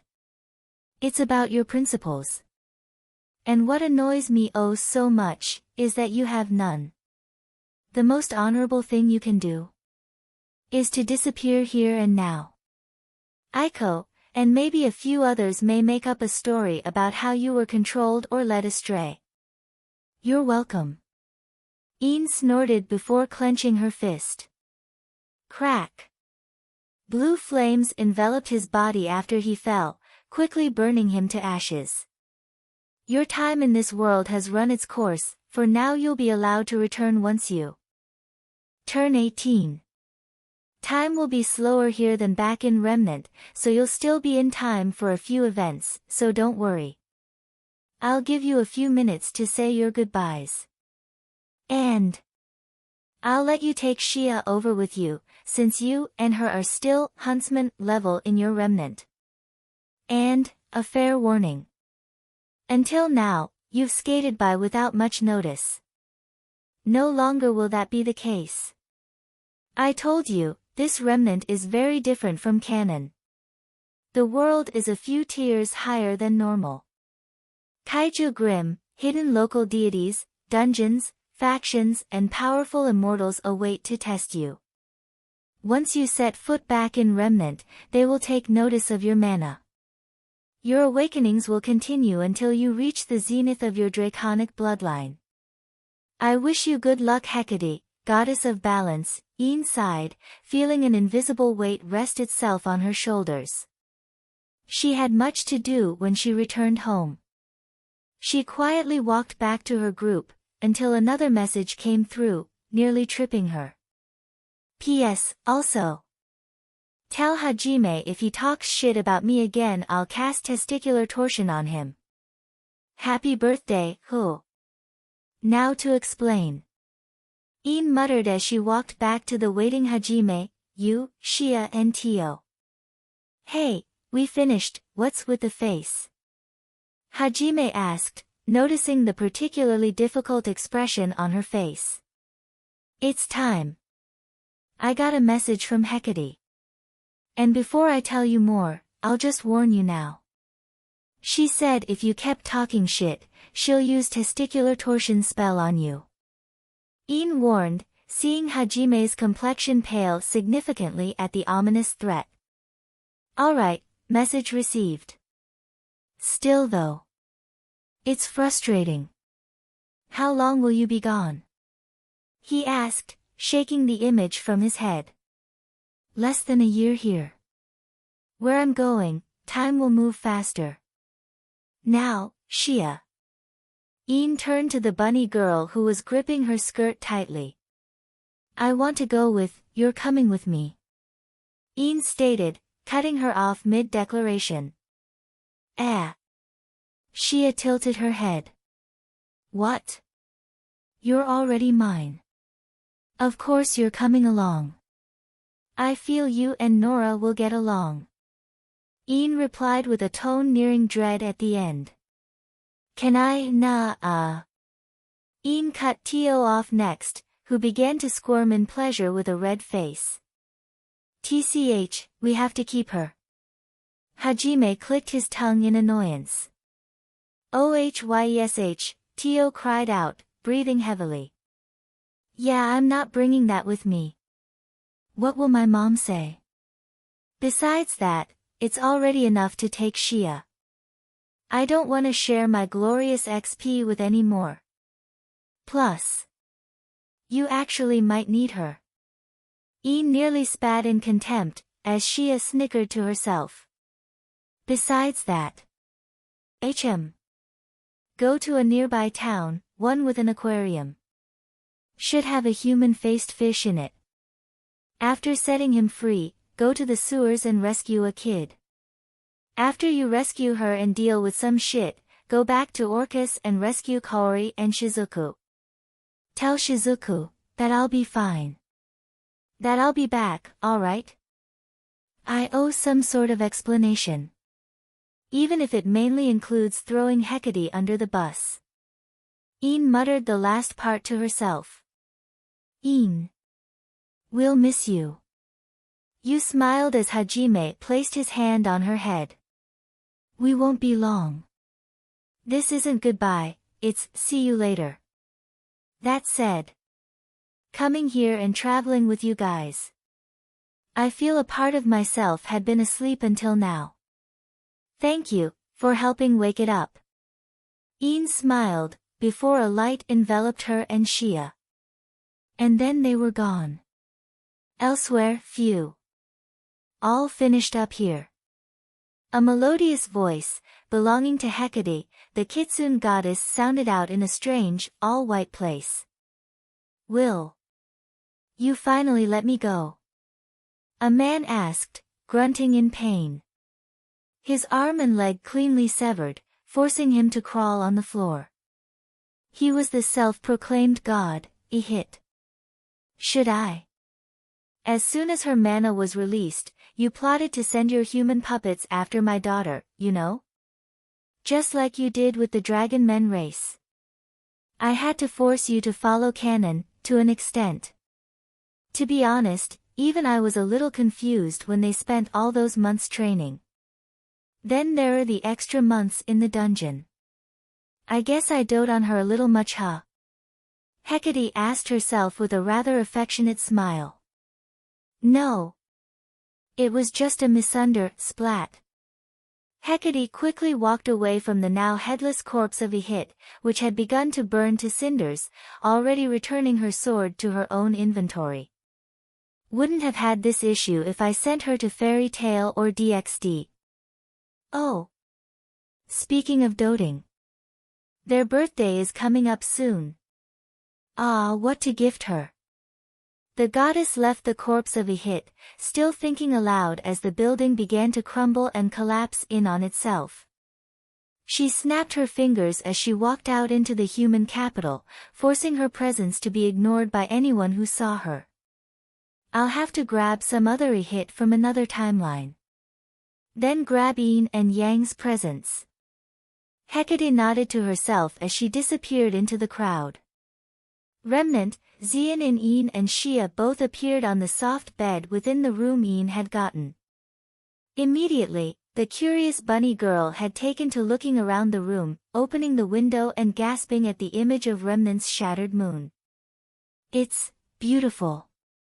Shia whispered, hearing an amused snort from Yin, who sat upright on her bed and watched her. This is Remnant. My world. I'll tell you about it after telling you about me. Yin said, earning Shia's full attention. The bunny demi-human sat next to Yin on the bed, giving her undivided attention. Well, let's rip off this band-aid first. Shia, I'm 13. Turning 14 tomorrow. Yin informed, watching as the realization of her words dawned on her. But you look. Shia flustered, pointing at Yin's chest specifically. I'm a dragon. I develop early. Yin said, followed by a shrug. Wow. What will you look like when you grow up? Shia asked loudly before Yin covered her mouth with her brows twitching. Probably like my mom. But more tanned. I'm almost a little clone of her, looks wise. Or like a more mature Yang. We look a lot alike, except for the blonde hair and lilac eyes. Though we are twins, after all. Shia's mind quickly wandered as she imagined a blondine before shaking her head. Mshtur. Shia exclaimed, muffled through Yin's palm. Yes. You'll meet them later. For now, we should talk about getting you into my clan. Lucky for you, demi-humans kinda exist here. We just call them faunus. I've heard a rare few have more than one animal trait, but I've never seen it myself. I'll tell you about faunus kind later. Yin then took a deep breath before releasing her hold on Shia's mouth. You don't own faunus slaves here, do you? Shia asked, biting her lip. Not that I know of. I've looked through the net using my scroll and I've never seen slavery openly talked about. Nor have I seen any faunus slaves myself. Yin replied, then turning her thoughts toward the SDC, Schnee Dust Company. That's something I'll have to look into as we explore Remnant. I'll educate you as best I can, so when I introduce you to my friends tomorrow, you won't seem like a complete weirdo. Ian smirked at the determined expression on Shia's face. Understood. Please educate me. 9 hours later, run. It's a travesty. A travesty, I say. Nora hit the wooden table she sat at with her obvious crush. No pancakes here. Ren asked, resisting the urge to sigh. Yes. Why? Is it a flour shortage? Is there no sugar? Why God? Nora ran her hands down her face in lament. Nora will get pancakes as soon as we return to camp. Ian called out as she descended the staircase of the quiet inn, Shia in tow. Badass leader. Does that mean we're going back today? And who is? Nora looked over to Shia, who had her hammer strapped to her back. This is Shia. She wandered into Xian for my friendo. Nora felt tears well up in her eyes as she stood up and offered her hand. Ha. Just like that. Shia blinked, taking Nora's hand. Anyone who mains a warhammer. But question. Just in case. What's your feelings on pancakes? Do you prefer pancakes or waffles? Nora asked, her nostrils flared in anticipation. Air. Shia looked at Ian, who was giving her a knowing side glance. Shia exhaled and cleared her throat. Pancakes for Ivar. Shia declared loudly, raising her fist, as if she had practiced. Pfft. Ian chortled quietly as Ren looked away, either in horror or amusement. Welcome to the clan. Nora shouted before hugging the bunny girl. Well. If Ian trusts you. You're probably a good addition. Ren added with a small smile. Glad you took a liking to each other. Now unless you want to eat here, let's go. I'd prefer to eat back at camp. Ian stated, which Ren immediately nodded to. Nora gets feisty when she's hungry. That, combined with being a picky eater. We should hurry. Ren shivered at the last part. Shia just tilted her head before Nora hooked arms with her and charged out of the inn, yelling, Eat cakes. Let's fucking go. Ren's expression dropped as he and Ian shared a look. Let's get back soon. Before the high of meeting another hammer wielder disappears and she starts to go full goblin mode. Ian suggested as they both picked up the pace and returned to their vehicle they had taken from the Biermere. An hour and a half later the car ride was mostly peaceful, with Ren and Nora asking Shia where she had come from. Shia replied with a fabricated story her and Ian made the night prior. As a wandering faunus orphan from Menagerie, she honed her skills by fighting Grim in the wilds with only the bare essentials. It'd explain her overall cluelessness about Mistralian culture, lack of a scroll and her skills. Another thing to look into doing, however, was giving Shia aura. Given she has a soul, there was no reason it shouldn't work. Ian made a mental note to try and awaken her aura later, after she's introduced to the clan. After a minor annoyance with some young Nevermore chasing them, they arrived at camp. Not a moment too soon too, as Nora's hunger and sugarlust was beginning to take hold. The ginger girl immediately sprinted out of the truck and into the camp while Ren sighed and hopped out after Shia and Ian. By the way. Your mom might want to know about your growth spurt. Nora and I are already used to it but... Well, you know. Ren rubbed the back of his head awkwardly. Oh, right. Thanks for looking out, Ren. Ian smiled, seeing Ren blush and walk after Nora. Well, come on Shia. I'll introduce you to my mom. Ian nudged Shia while walking in. Shia marveled at the simple-looking lifestyle of the Branwen clan. She knew Een, Raven, and a few others were organizing them into something more akin to a warrior clan or mercenaries recently, but the progress certainly looked impressive. With members training their skills, body, aura and some technology that looked similar to what Een and Hajime made. The only thing out of place was the scraggly blonde man sleeping at his post in the morning. It was even weirder to see Een grab a bucket of warm water and gently place his hand in it. She didn't know whether to laugh or gag when the man pissed himself with a smile on his face. Een continued walking after nodding proudly to herself, entering a large tent that looked almost too intimidating to enter. Shia took a deep breath, lightly smacked both of her cheeks and walked in with confidence. My gods, you got bigger. If you didn't have that skin, I'd ask who cloned you. Shia heard a voice that sounded similar to Yin speak before looking at Een and who was very obviously her mother. Only, her mother was poking her daughter's chest with the hilt of her blade. Though Raven was still taller and more developed than Een, she still looked rather young and had a well-defined athletic body. Something Een was almost now perfectly mirroring. Well, you know how I am. Een deflected, pushing Omen away and clearing her throat before looking at Shia. Oh. Is this your girlfriend? I had a few when I was a teenager, myself. Nice pick. Raven stated, smirking at the blush on Shia's face. Ehe. You can say that, Shia preened as Raven suddenly felt her arm. Oh, she's pretty strong too. Could give Gray a run for her money, I reckon. Not bad. Just don't keep the camp up at night with her moans. Raven sent a teasing smirk Yin's way, who simply rolled her eyes. Still 13.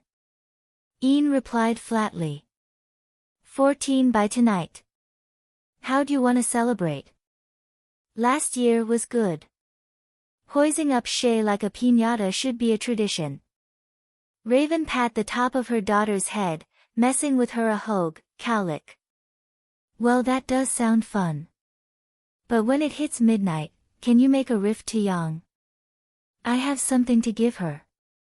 Een asked before moving her head away defiantly. I was going to give her something anyway, since she'll be asleep by then. Okay. But no more than 5 minutes. Summer has a weird instinct about these things and might spontaneously come home to check. Raven shrugged. Now. Tell me about yourself, soon-to-be daughter-in-law. Raven asked, a slightly mischievous glint in her eyes. Yesh. Shia stood at full attention and replied in excitement. Though Een looked at her in pity. Her mom had a sadistic side she liked to subtly use when messing with new recruits. Patch. When midnight finally struck, a small red rift opened in the corner of Yang's room. Een peeked her head in, looking at the dark room. The only light present being from the rift and the slivers of moonlight coming through the window. Een quietly walked in, seeing familiar golden hair draped over a pillow.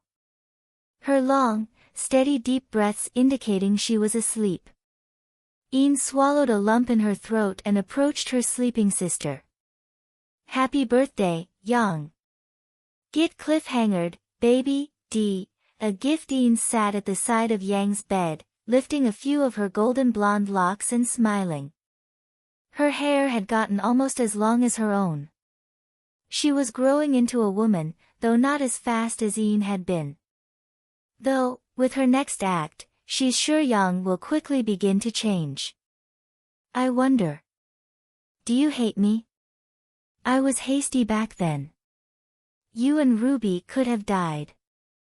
Even back then, with my dulled emotions and personality, the idea of you dying scared me to no end. You really grew on me, sis. Een thought, idly brushing her blonde locks between her fingers tenderly. So, Een whispered, resting her hand on Yang's head. Even if you do hold anger toward me. If you hate me for leaving you and Ruby, I will never let you go. Ian closed her eyes, focusing her attention within Yang, where she saw a small, flickering golden energy. Guided by her instincts, she pushed her presence closer to the energy. A growing, umbral energy approaching the smaller light, gently pushing until it touched the weaker golden energy. A profound feeling began to swell within the two. The golden energy, feeling invigorated by the umbral energy's presence, began to grow, to feed off it and vice versa. Despite looking like complete opposites, the twin energies circled around each other in harmony, until a clearer image began to form. The umbral energy forming into a long black-haired girl with purple eyes. The golden energy forming into a smaller girl with long golden hair and red eyes. The two found themselves in a vast open space, divided into a multitude of colors. On Yin's side was a tapestry of deep purple and black. On Yang's side was a harmonious mix of gold and white. They both looked at each other in shock, but it was Yang who spoke first. Why, Yin? She choked out emotionally, looking at the girl she knew was her sister. What confused her was the strange darkness that radiated from her sister's body. No, it seemed to make up the entirety of her body. Yang. Yin's shock abated, looking at the ethereal, almost holy image of her sister before being suddenly embraced by her. Sniff don't care if this is a dream. I'm so happy to see you. Yang buried her face in her taller sister's shoulder, hands clutching her tight, as if afraid she'd disappear if she let go. Yin placed her hand on Yang's head and affectionately stroked the top of it, uncowingly sighing from relief. She looked down at her sister and smiled. Good to know you don't hate me for leaving. Yang shook her head at her words. What? Of course not. It was my own fault. If I wasn't so stupid. So reckless. Ha. Yang sighed, placing her head on her shoulder and looking down shamefully. Don't do that. You were a kid, Yang. You wanted to know more about our mother. There's nothing wrong with that. Yin idly flicked Yang's cowlick as she replied. So were you. You were. You were all I needed.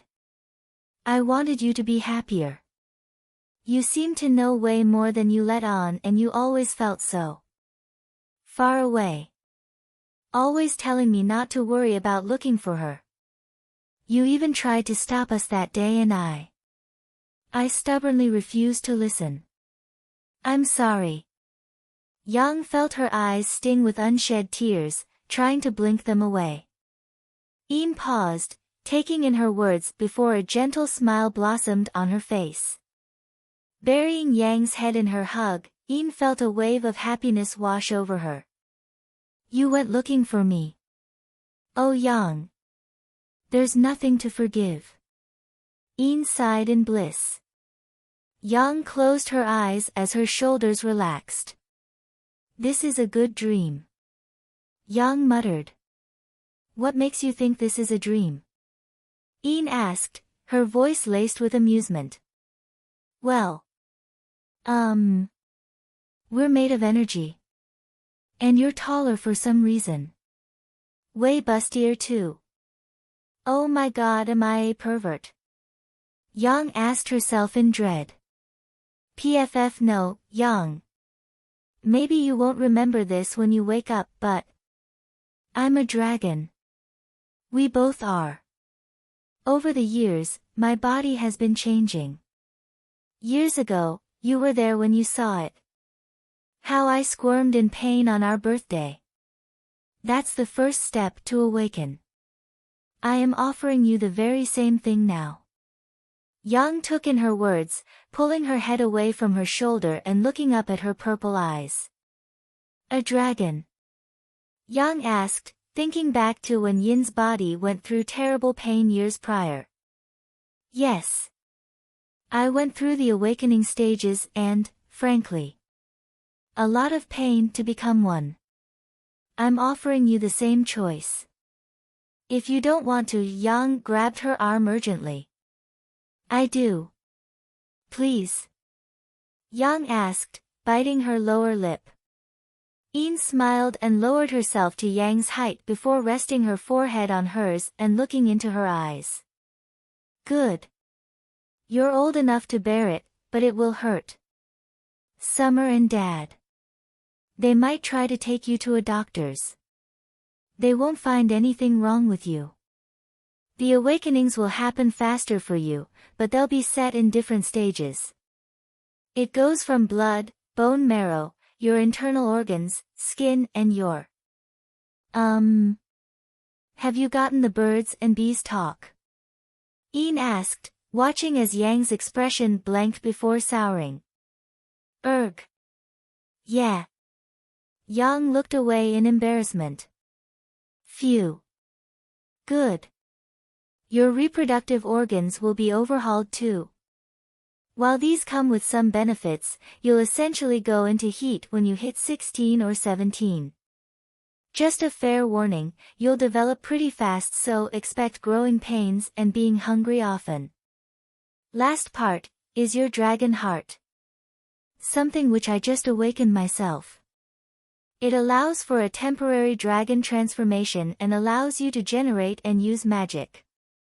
Yin explained, seeing the burning desire and excitement for it in Yang's eyes as she hit her palm with her fist.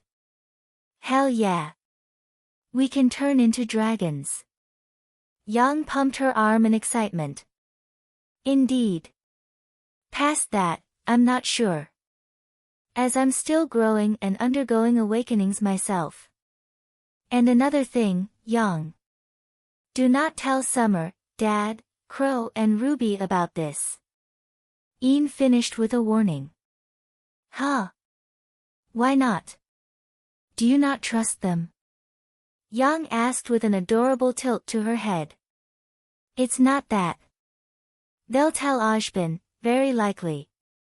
Crow might be more likely to say something, but still. They may think something's wrong with you, or they might try to use you as some sort of weapon. I'm not certain. Maybe I'm just being paranoid, or I let Mom's opinion of him get to me. Either way, I don't trust the man.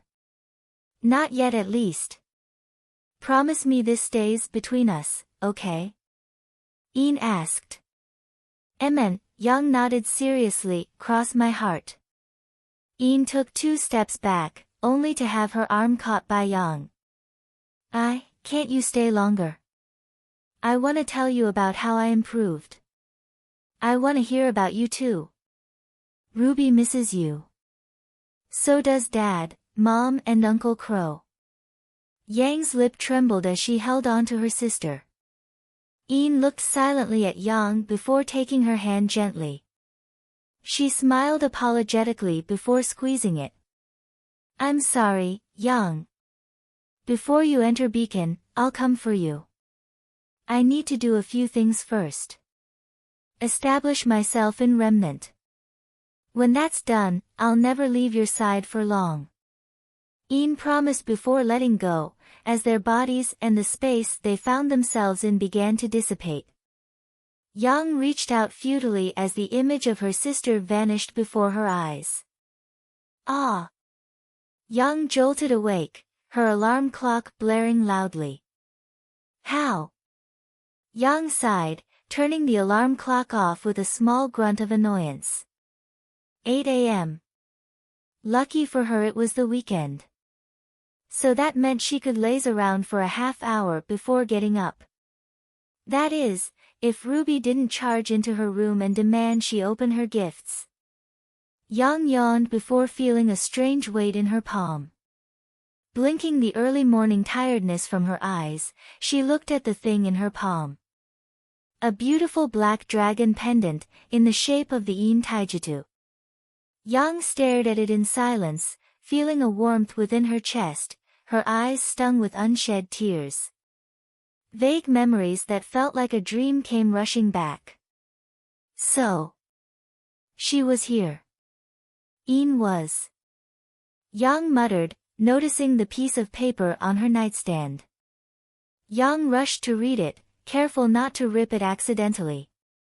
Yang.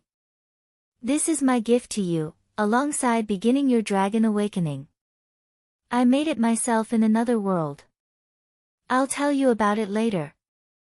I made a white version I wear, to remind myself of you. I've also realized how many birthdays I've missed, regarding you and Ruby. So I left a few gifts in your closet for you both. I know this doesn't make up for all our lost time, but it's a start. I know you will pull through your awakenings. But if you ever feel yourself faltering, know this. Once you set your mind to something, there is nothing you cannot accomplish. I believe in you, sis. I love you, Ian. Yang wiped her face with a beaming smile before getting up. Freaking emotions, damn it, Ian. Yang complained with a small smile. Yang set the paper down before neatly folding it and placing it in her nightstand drawer. Exhaling, she opened her walk-in closet to see what her sister got for her. Her jaw nearly hit the floor. A custom motorcycle, painted yellow and black. A few sets of clothes that looked like it'd fit her in a few years. Black scaled shotgun gauntlets, which looked scarily similar to Ember Celica, which Ruby had been creating for the past few weeks for her. And, what looked to be some kind of dust revolver, only it was made of some unknown metal and black scales. Best birthday ever. Yang sighed in contentment before noticing the other pile of presents addressed to Ruby. So many weapon schematics. Is that a rifle axe? Yang shuddered, thinking of the insane geek supernova that would be Ruby if she found this. Bam! Yao Wang. Wakey wakey birthday girl. I made you some birthday cookie. Ruby barged in, seeing the insane pile of weapons and schematics stacked into Yang's closet. Oh.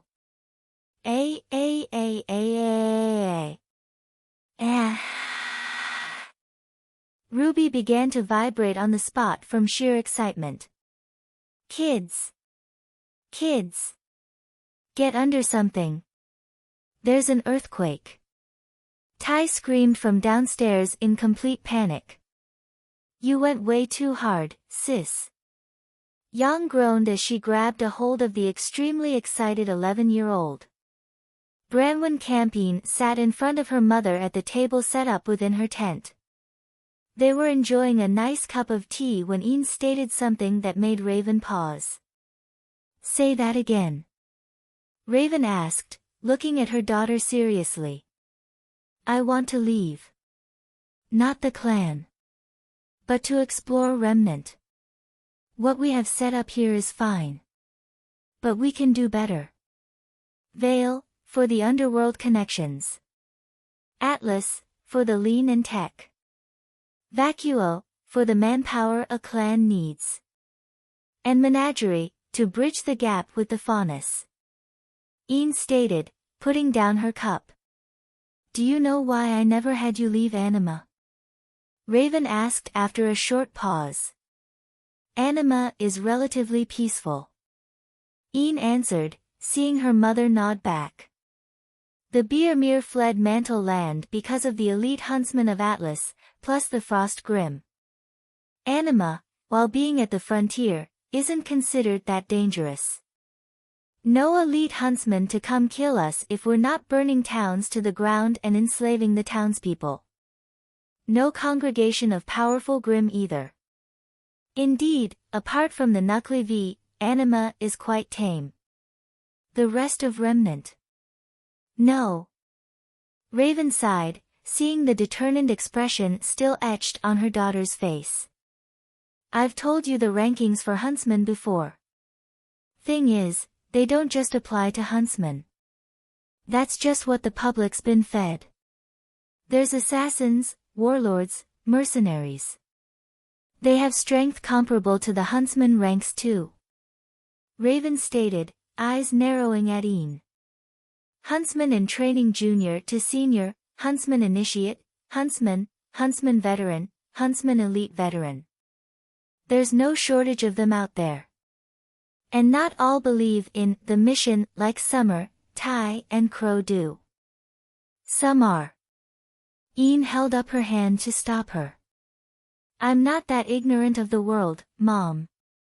I'm ready for this. Ian stated. Prove it. Fight me. No holds barred. If I deem you not ready, you'll stay. Is that understood? Raven grabbed Omen, standing up. Understood. I've been waiting for this day. Ian stood up after her, fists clenched in anticipation. And, meant to write on my birthday on Monday, but it just didn't end up happening. Ah well. LMK how I did this chap. Mother versus daughter. As soon as Raven stepped out of the tent, she approached Gray, who had been talking to Shia about the clan. Take care of the camp, we'll be gone for a bit. Raven said as she passed by, grabbing her dust sheath. Going hunting? Gray asked, glancing over at Ian, who was preparing herself to fight. No. Ian and I will be fighting. Nobody should approach us. Raven replied. Well shit. You don't want us to clear the Grim out beforehand? The rabbit girl's strong. Figure she can do it in a few minutes. Gray responded, eyes narrowing at the sudden seriousness from Raven. No need. We'll be going all out, Gray. Raven looked back at her as she answered. Whoa. Hold on, Ray.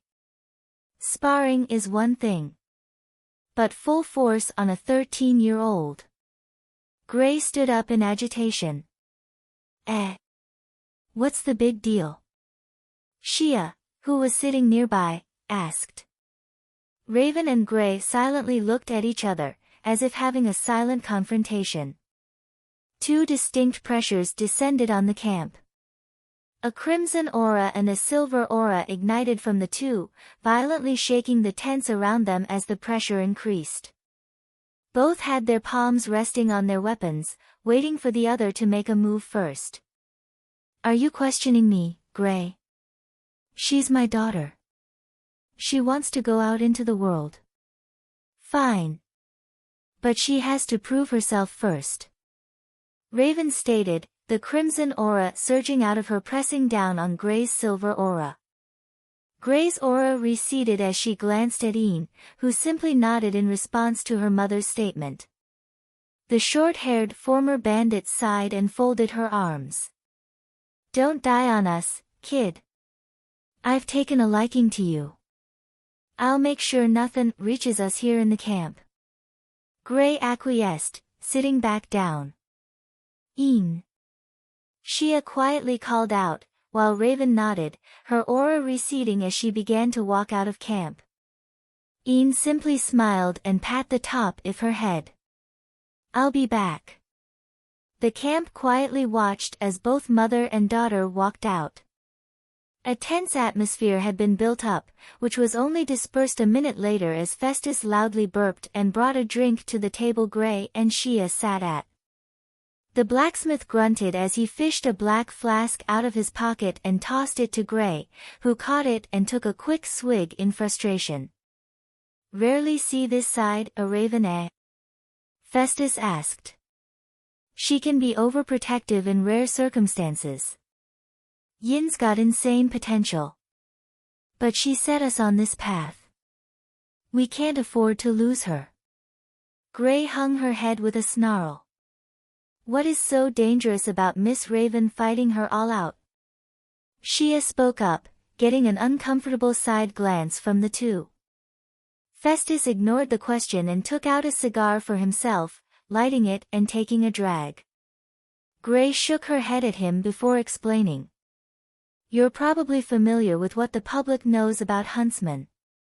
To the public, they're people with weapons training, transforming gun weapons and a cool force field called aura. I get that right? Shia blinked, then nodded quickly, her ears rapidly flopping up and down. That's a basic description of what an average cannon fodder huntsman can do. The ones who train themselves, or, at the very least, only went to prep schools for training. There's rankings for huntsmen, going from huntsman trainee to the very pinnacle, elite veterans. Those aren't just rankings though. We use them to describe the power ranking too. Raven is an elite veteran. In both official ranking for huntsmen and in power.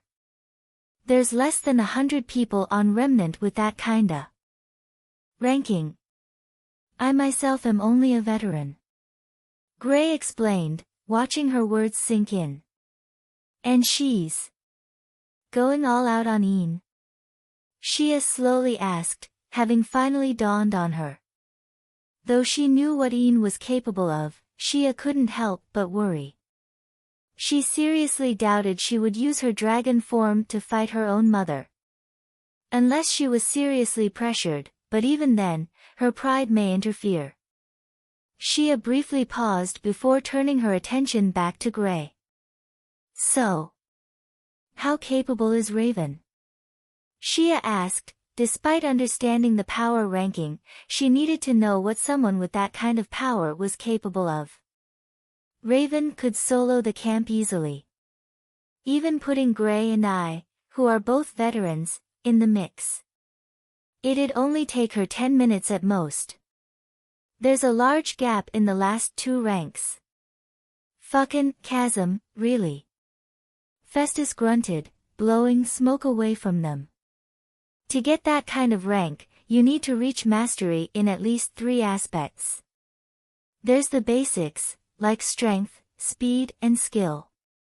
Then there's the specialties, aura arts and dust.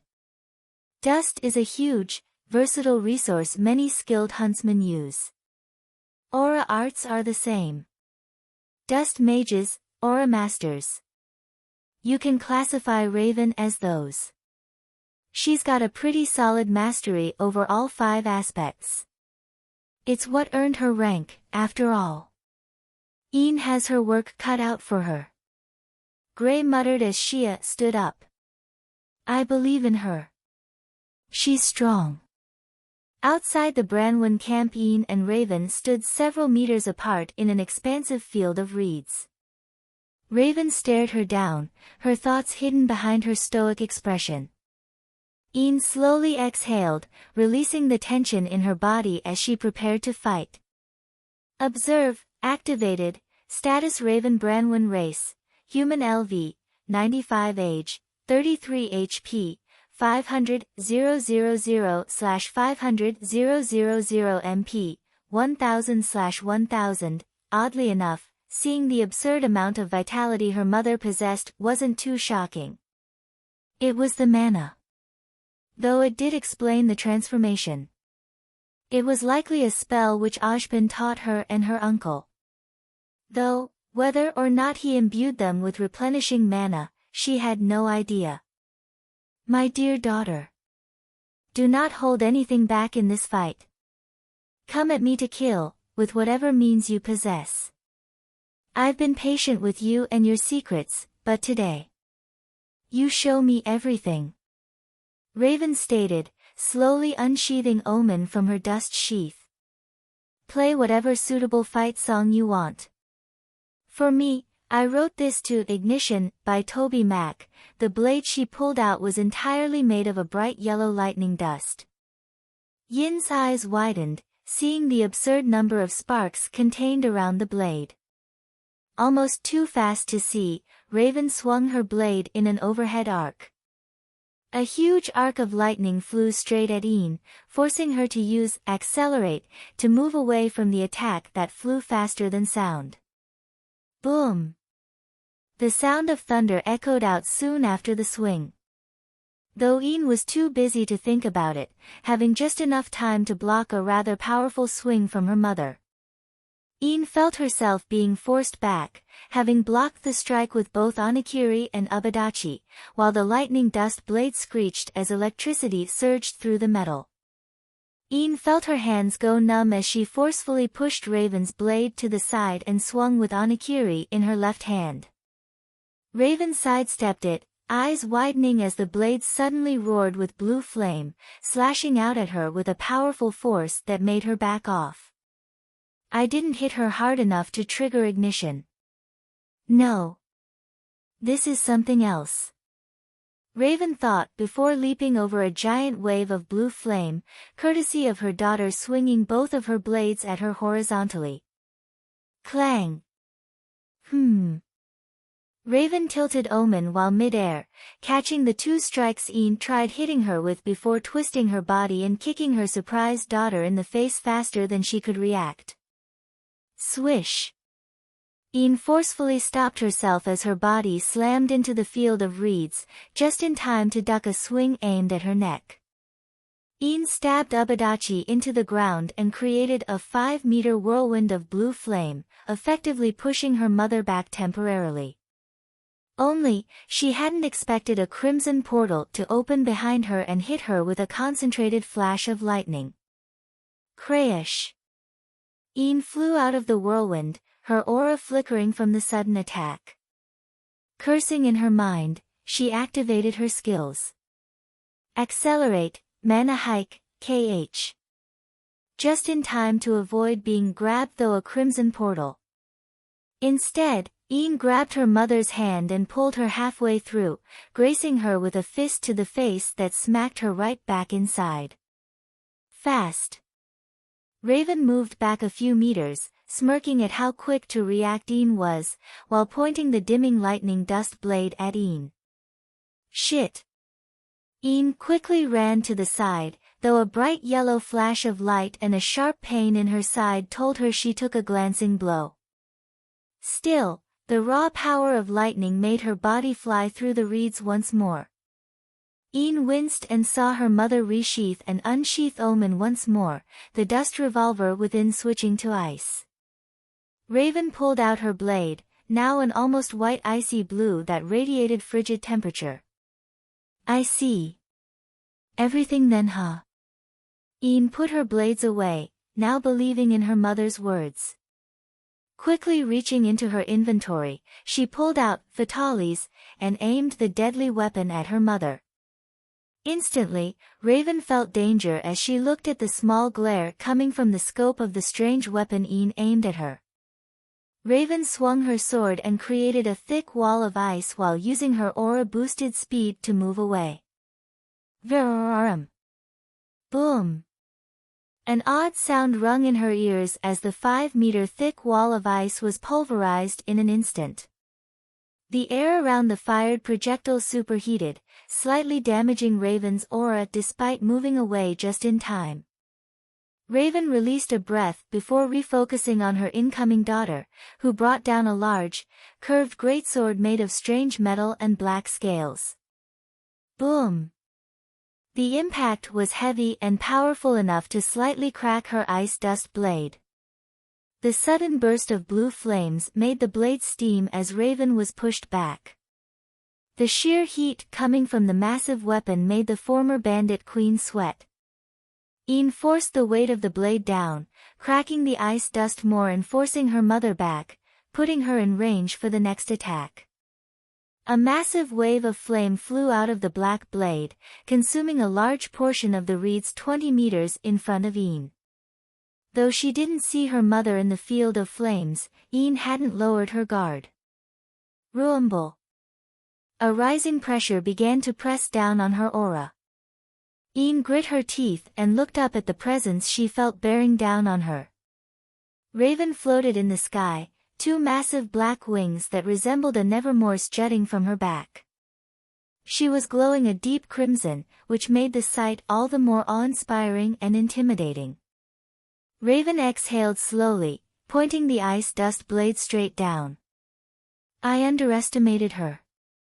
Iin muttered, before the field of flames was quickly extinguished. A massive spiral of ice rose through the field, upheaving the ground and shredding the reeds with its expansion. Ian leapt back, rapidly using mana hike to evade the incoming ice wave. Once she retreated over 100 meters back did it finally ease. Frost covered her hands and legs, slowly draining her aura. Are you holding back still? The weapon's impressive. But we both know where your specialty lies. Raven spoke, projecting her voice over to Ian using her aura, sheathing Omen once more, chambering another dust type. Heh. You're right. Though I can say the same to you. Ian replied before planting her foot on the ground and swinging the black blade with all her might, smashing part of the enormous ice spiral to pieces before quickly bringing fatalities back into her inventory. Ignition, activated. In a blur of black and blue, Yin's body shot out, kicking and punching the ice shards at her floating mother. Hundreds of tiny, razor-sharp icicles flew at Raven as she pulled her blade out.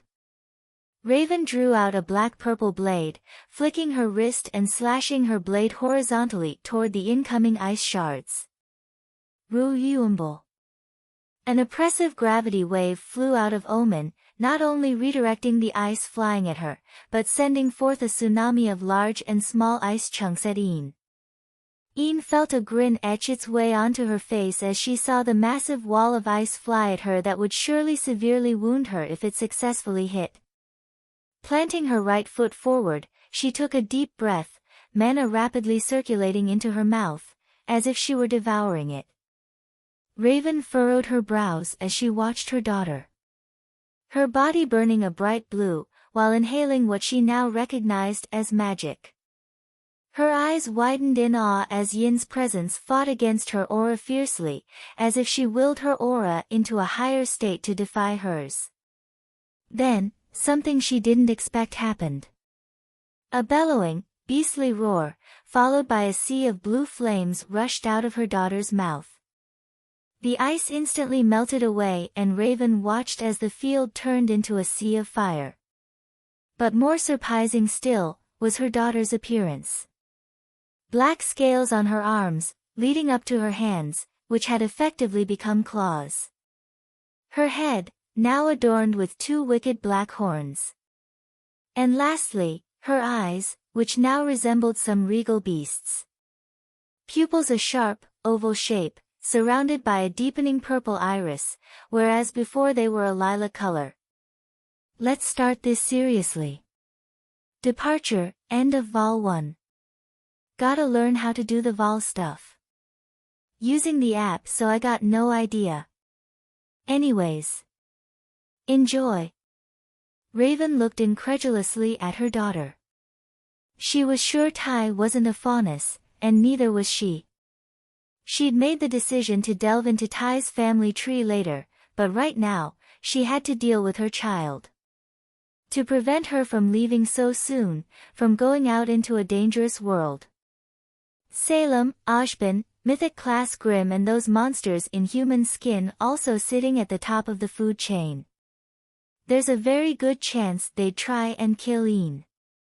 Or at the very least, use her. Unacceptable. Raven closed her eyes and inhaled deeply, letting go of her restraint.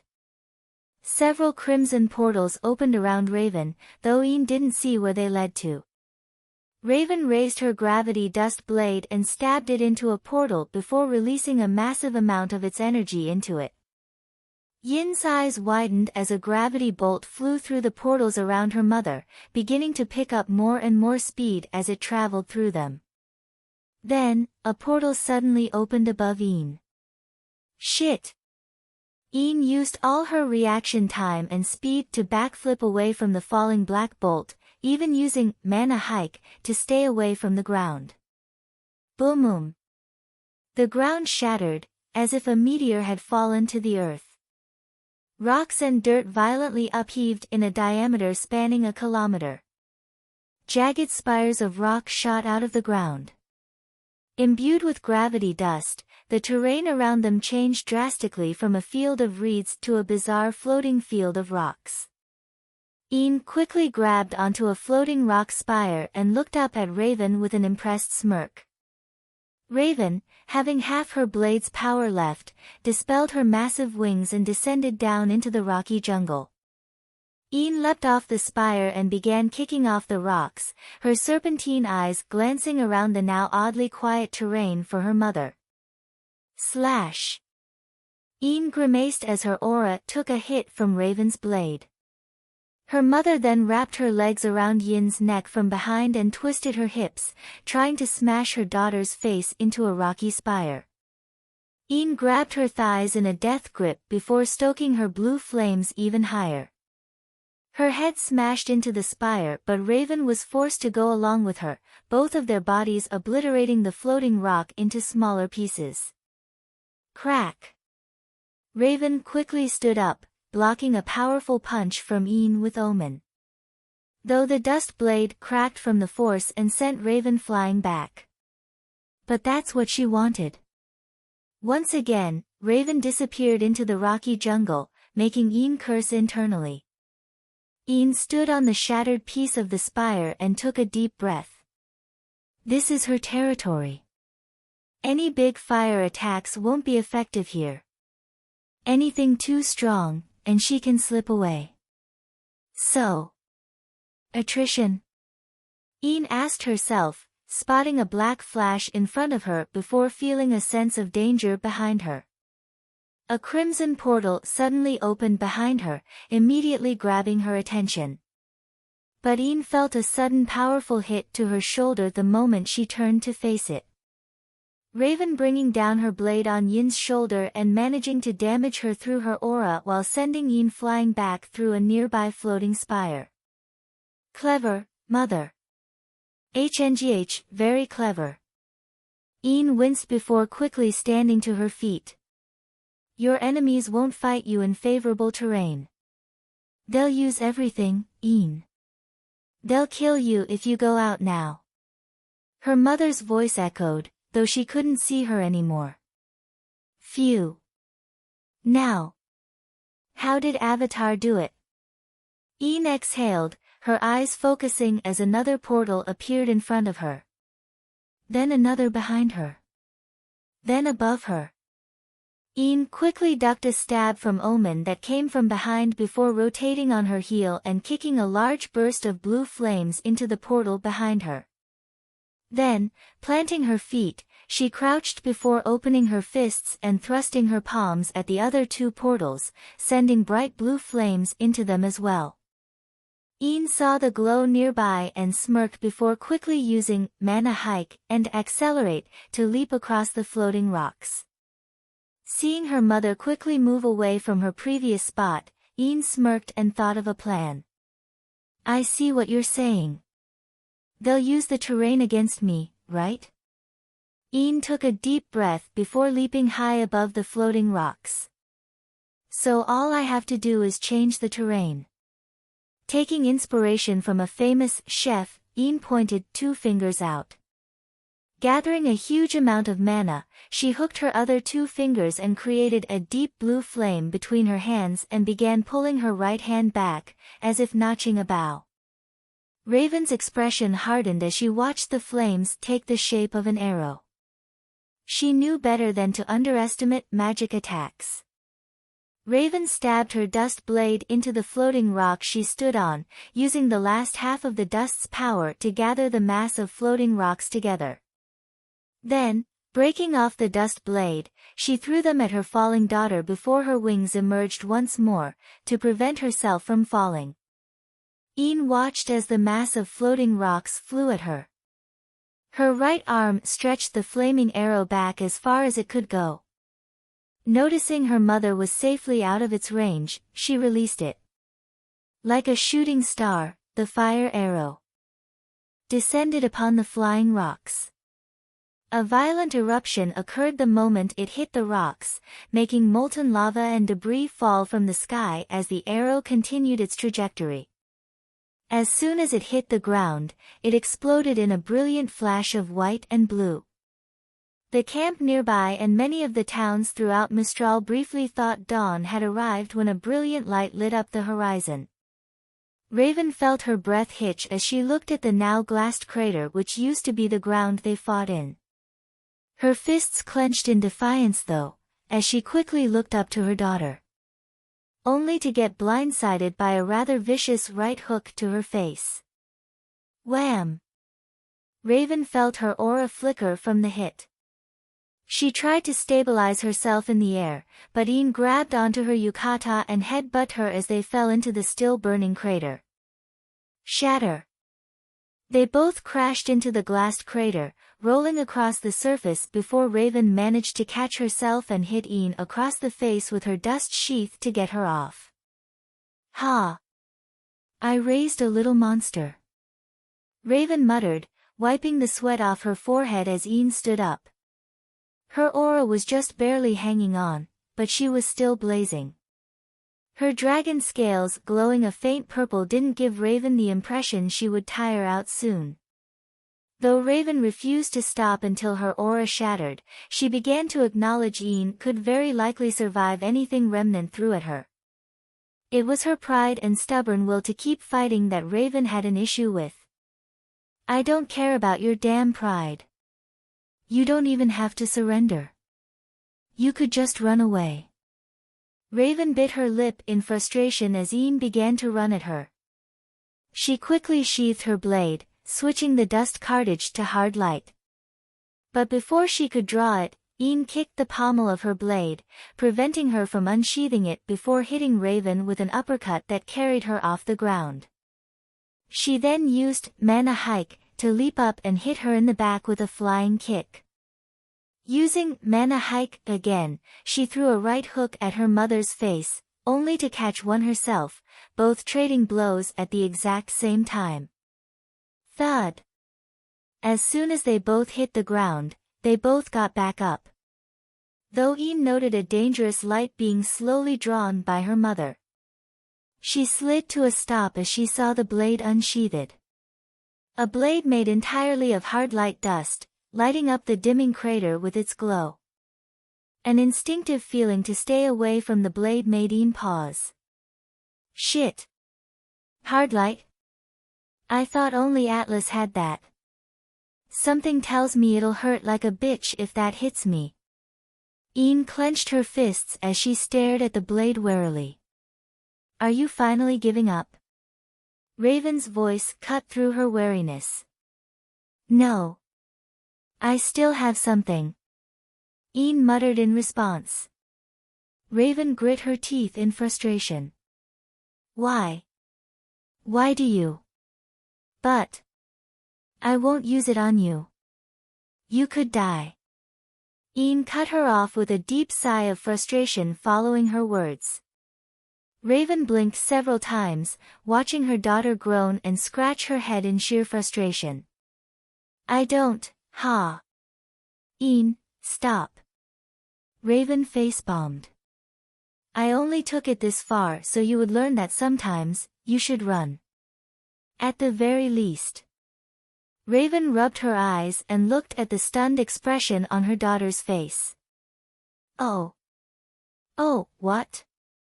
Raven inquired, taking some amusement in the awkward look on her daughter's face. I thought you were having as much fun as me. I was too focused on winning, I guess.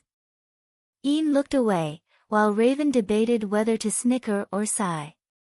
So, if I were an enemy, what would you have done back there?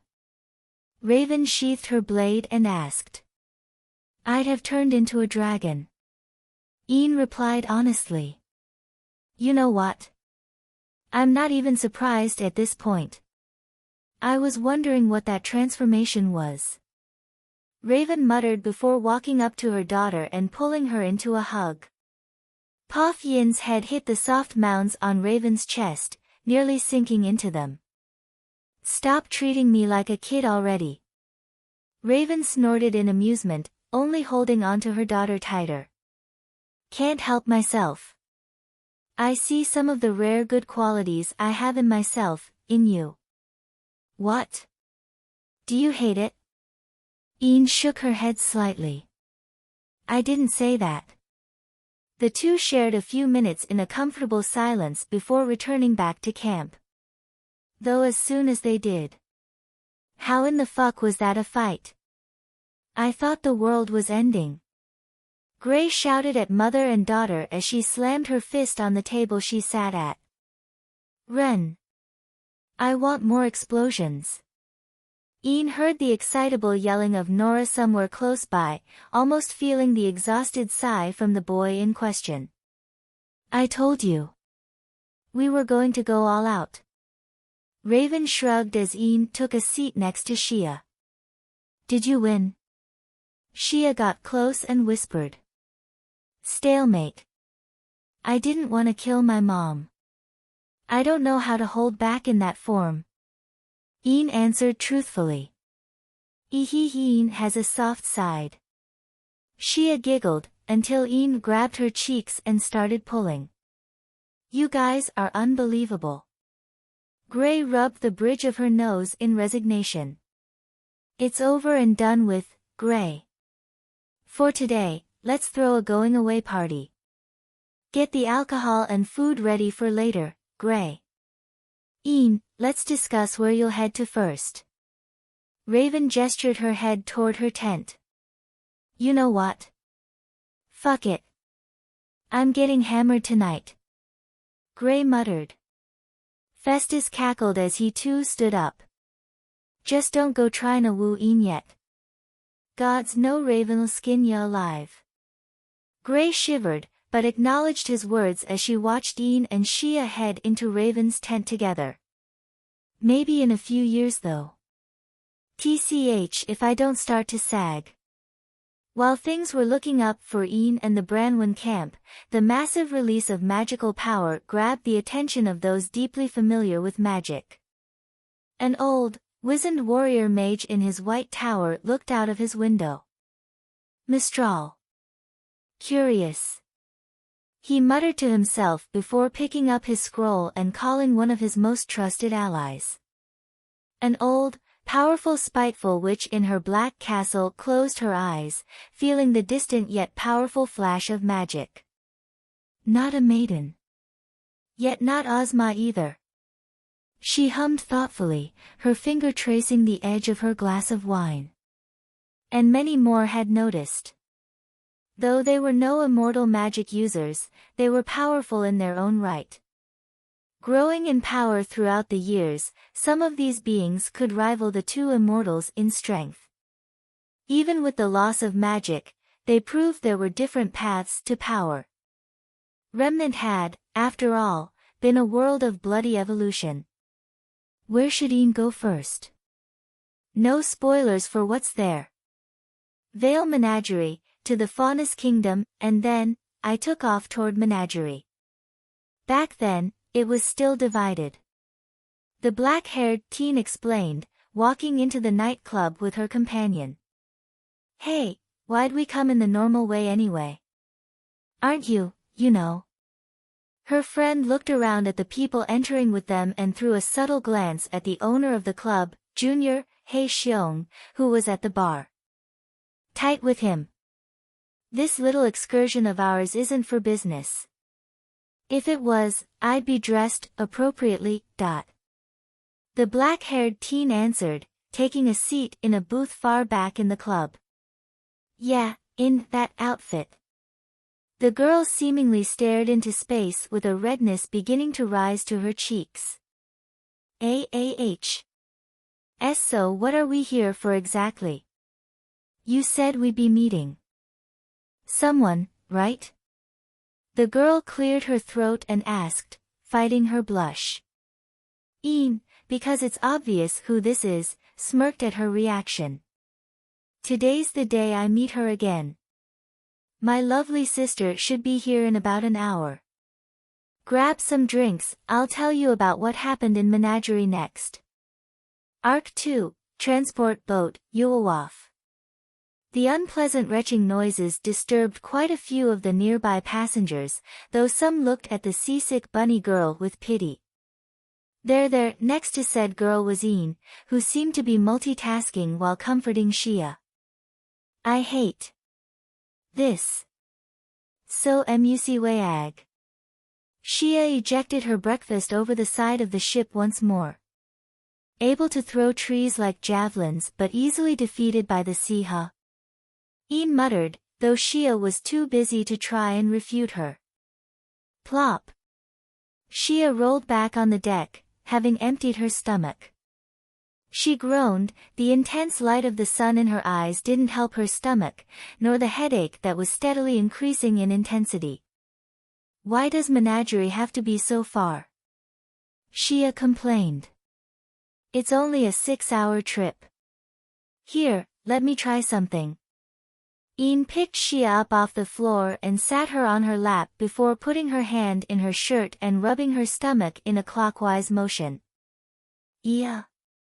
Is it finally time? Oh. That feels nice.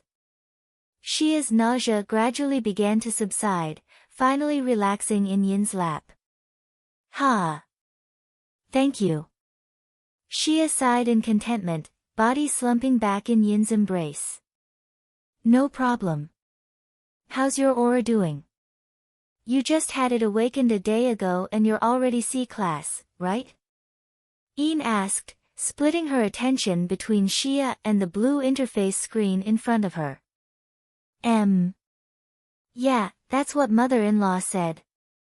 The shield stuff is easy but boosting my physique is way harder than she explained it to be. Shia answered, her happy face earning a few Faunus admirers on the ship. They were both receiving attentive stares. Not only from the men, but from a few of the women too. Especially seeing how close the two seemed to be.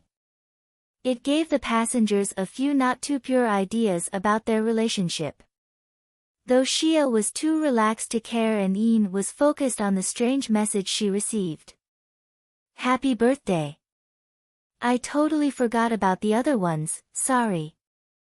Being a goddess, time just kinda flies on by anyway. I sent you and your sister a gift. Ah. And just so you know, you have an awakening scheduled within a few days. Love, Foxy Ice Cream Lady. Looking in her inventory, Ian struggled to convey her current feelings. She recognized the gift, vaguely. She wondered if it was either just decent or really good. Dead Man's Tale Origin, Destiny, yup, that was all she got from the description. If it was just a masterwork gun, it'd be decent. But what if it carried some of the light that the game's guardians wielded? If it did, how effective would it be on the Grim? Ian decided to test it out as soon as a big enough Grim appeared. As she thought of testing her new weapon, two Faunus teenaged boys awkwardly approached the two. Hey there. Are you guys graduates from a Huntsman Academy too? We just finished our second year. The tanned boy with bare ears on top of his brown hair asked.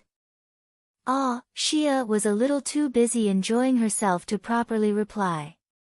Actually, no. We came over from Anima. We were taught by a few huntsmen who frequented our town. Now we're heading over to Menagerie to see if we can help out there. Ian replied, having created her backstory with her mother a day prior. Hearing that, the two boys relaxed. Their shoulders losing tension as they smiled at Ian. The passengers had been avoiding Ian and Shia, not only because of Shia's vomiting earlier, but due to Yin's appearance and presence. From her fingers, to her elbows, her arms were covered in black scales, making her hands look like deadly weapons. Then, there were her serpentine red eyes. Ian was subconsciously radiating a dangerous feeling to the Faunus on the ship. As if they were in front of an apex predator. So what kind of Faunus are you? As you can see, my buddy Braun here is a grizzly. I'm a deer, myself. The other teenager asked, pointing at the antlers at the side of his head. Shia here is a rabbit, but you probably knew that. Sorry, she's not good with the sea. I'm a black mamba. Ian responded, quickly explaining away her black scales. Oh. That makes sense. Sorry, I'm sure you're used to this by now, but predator faunas, especially those with training under their belt, have this sort of effect on other faunas.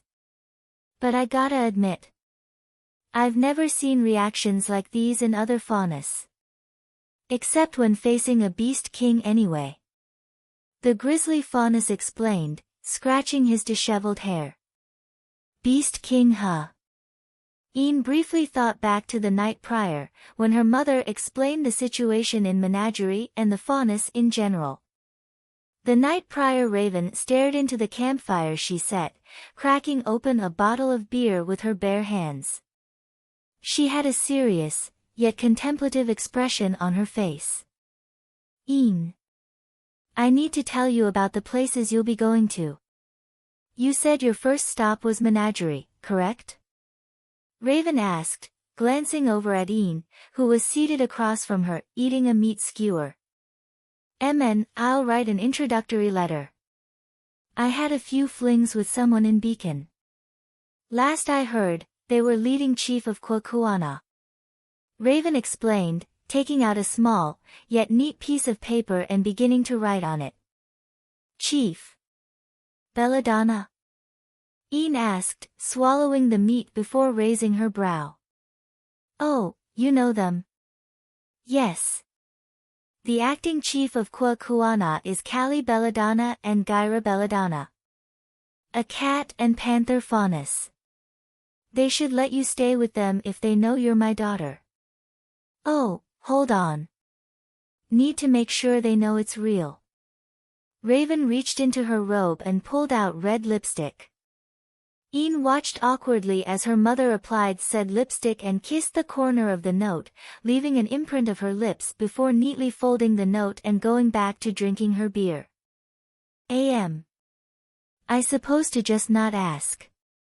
Ian took the note with a grimace and placed it in her pocket. Oh, don't give me that look.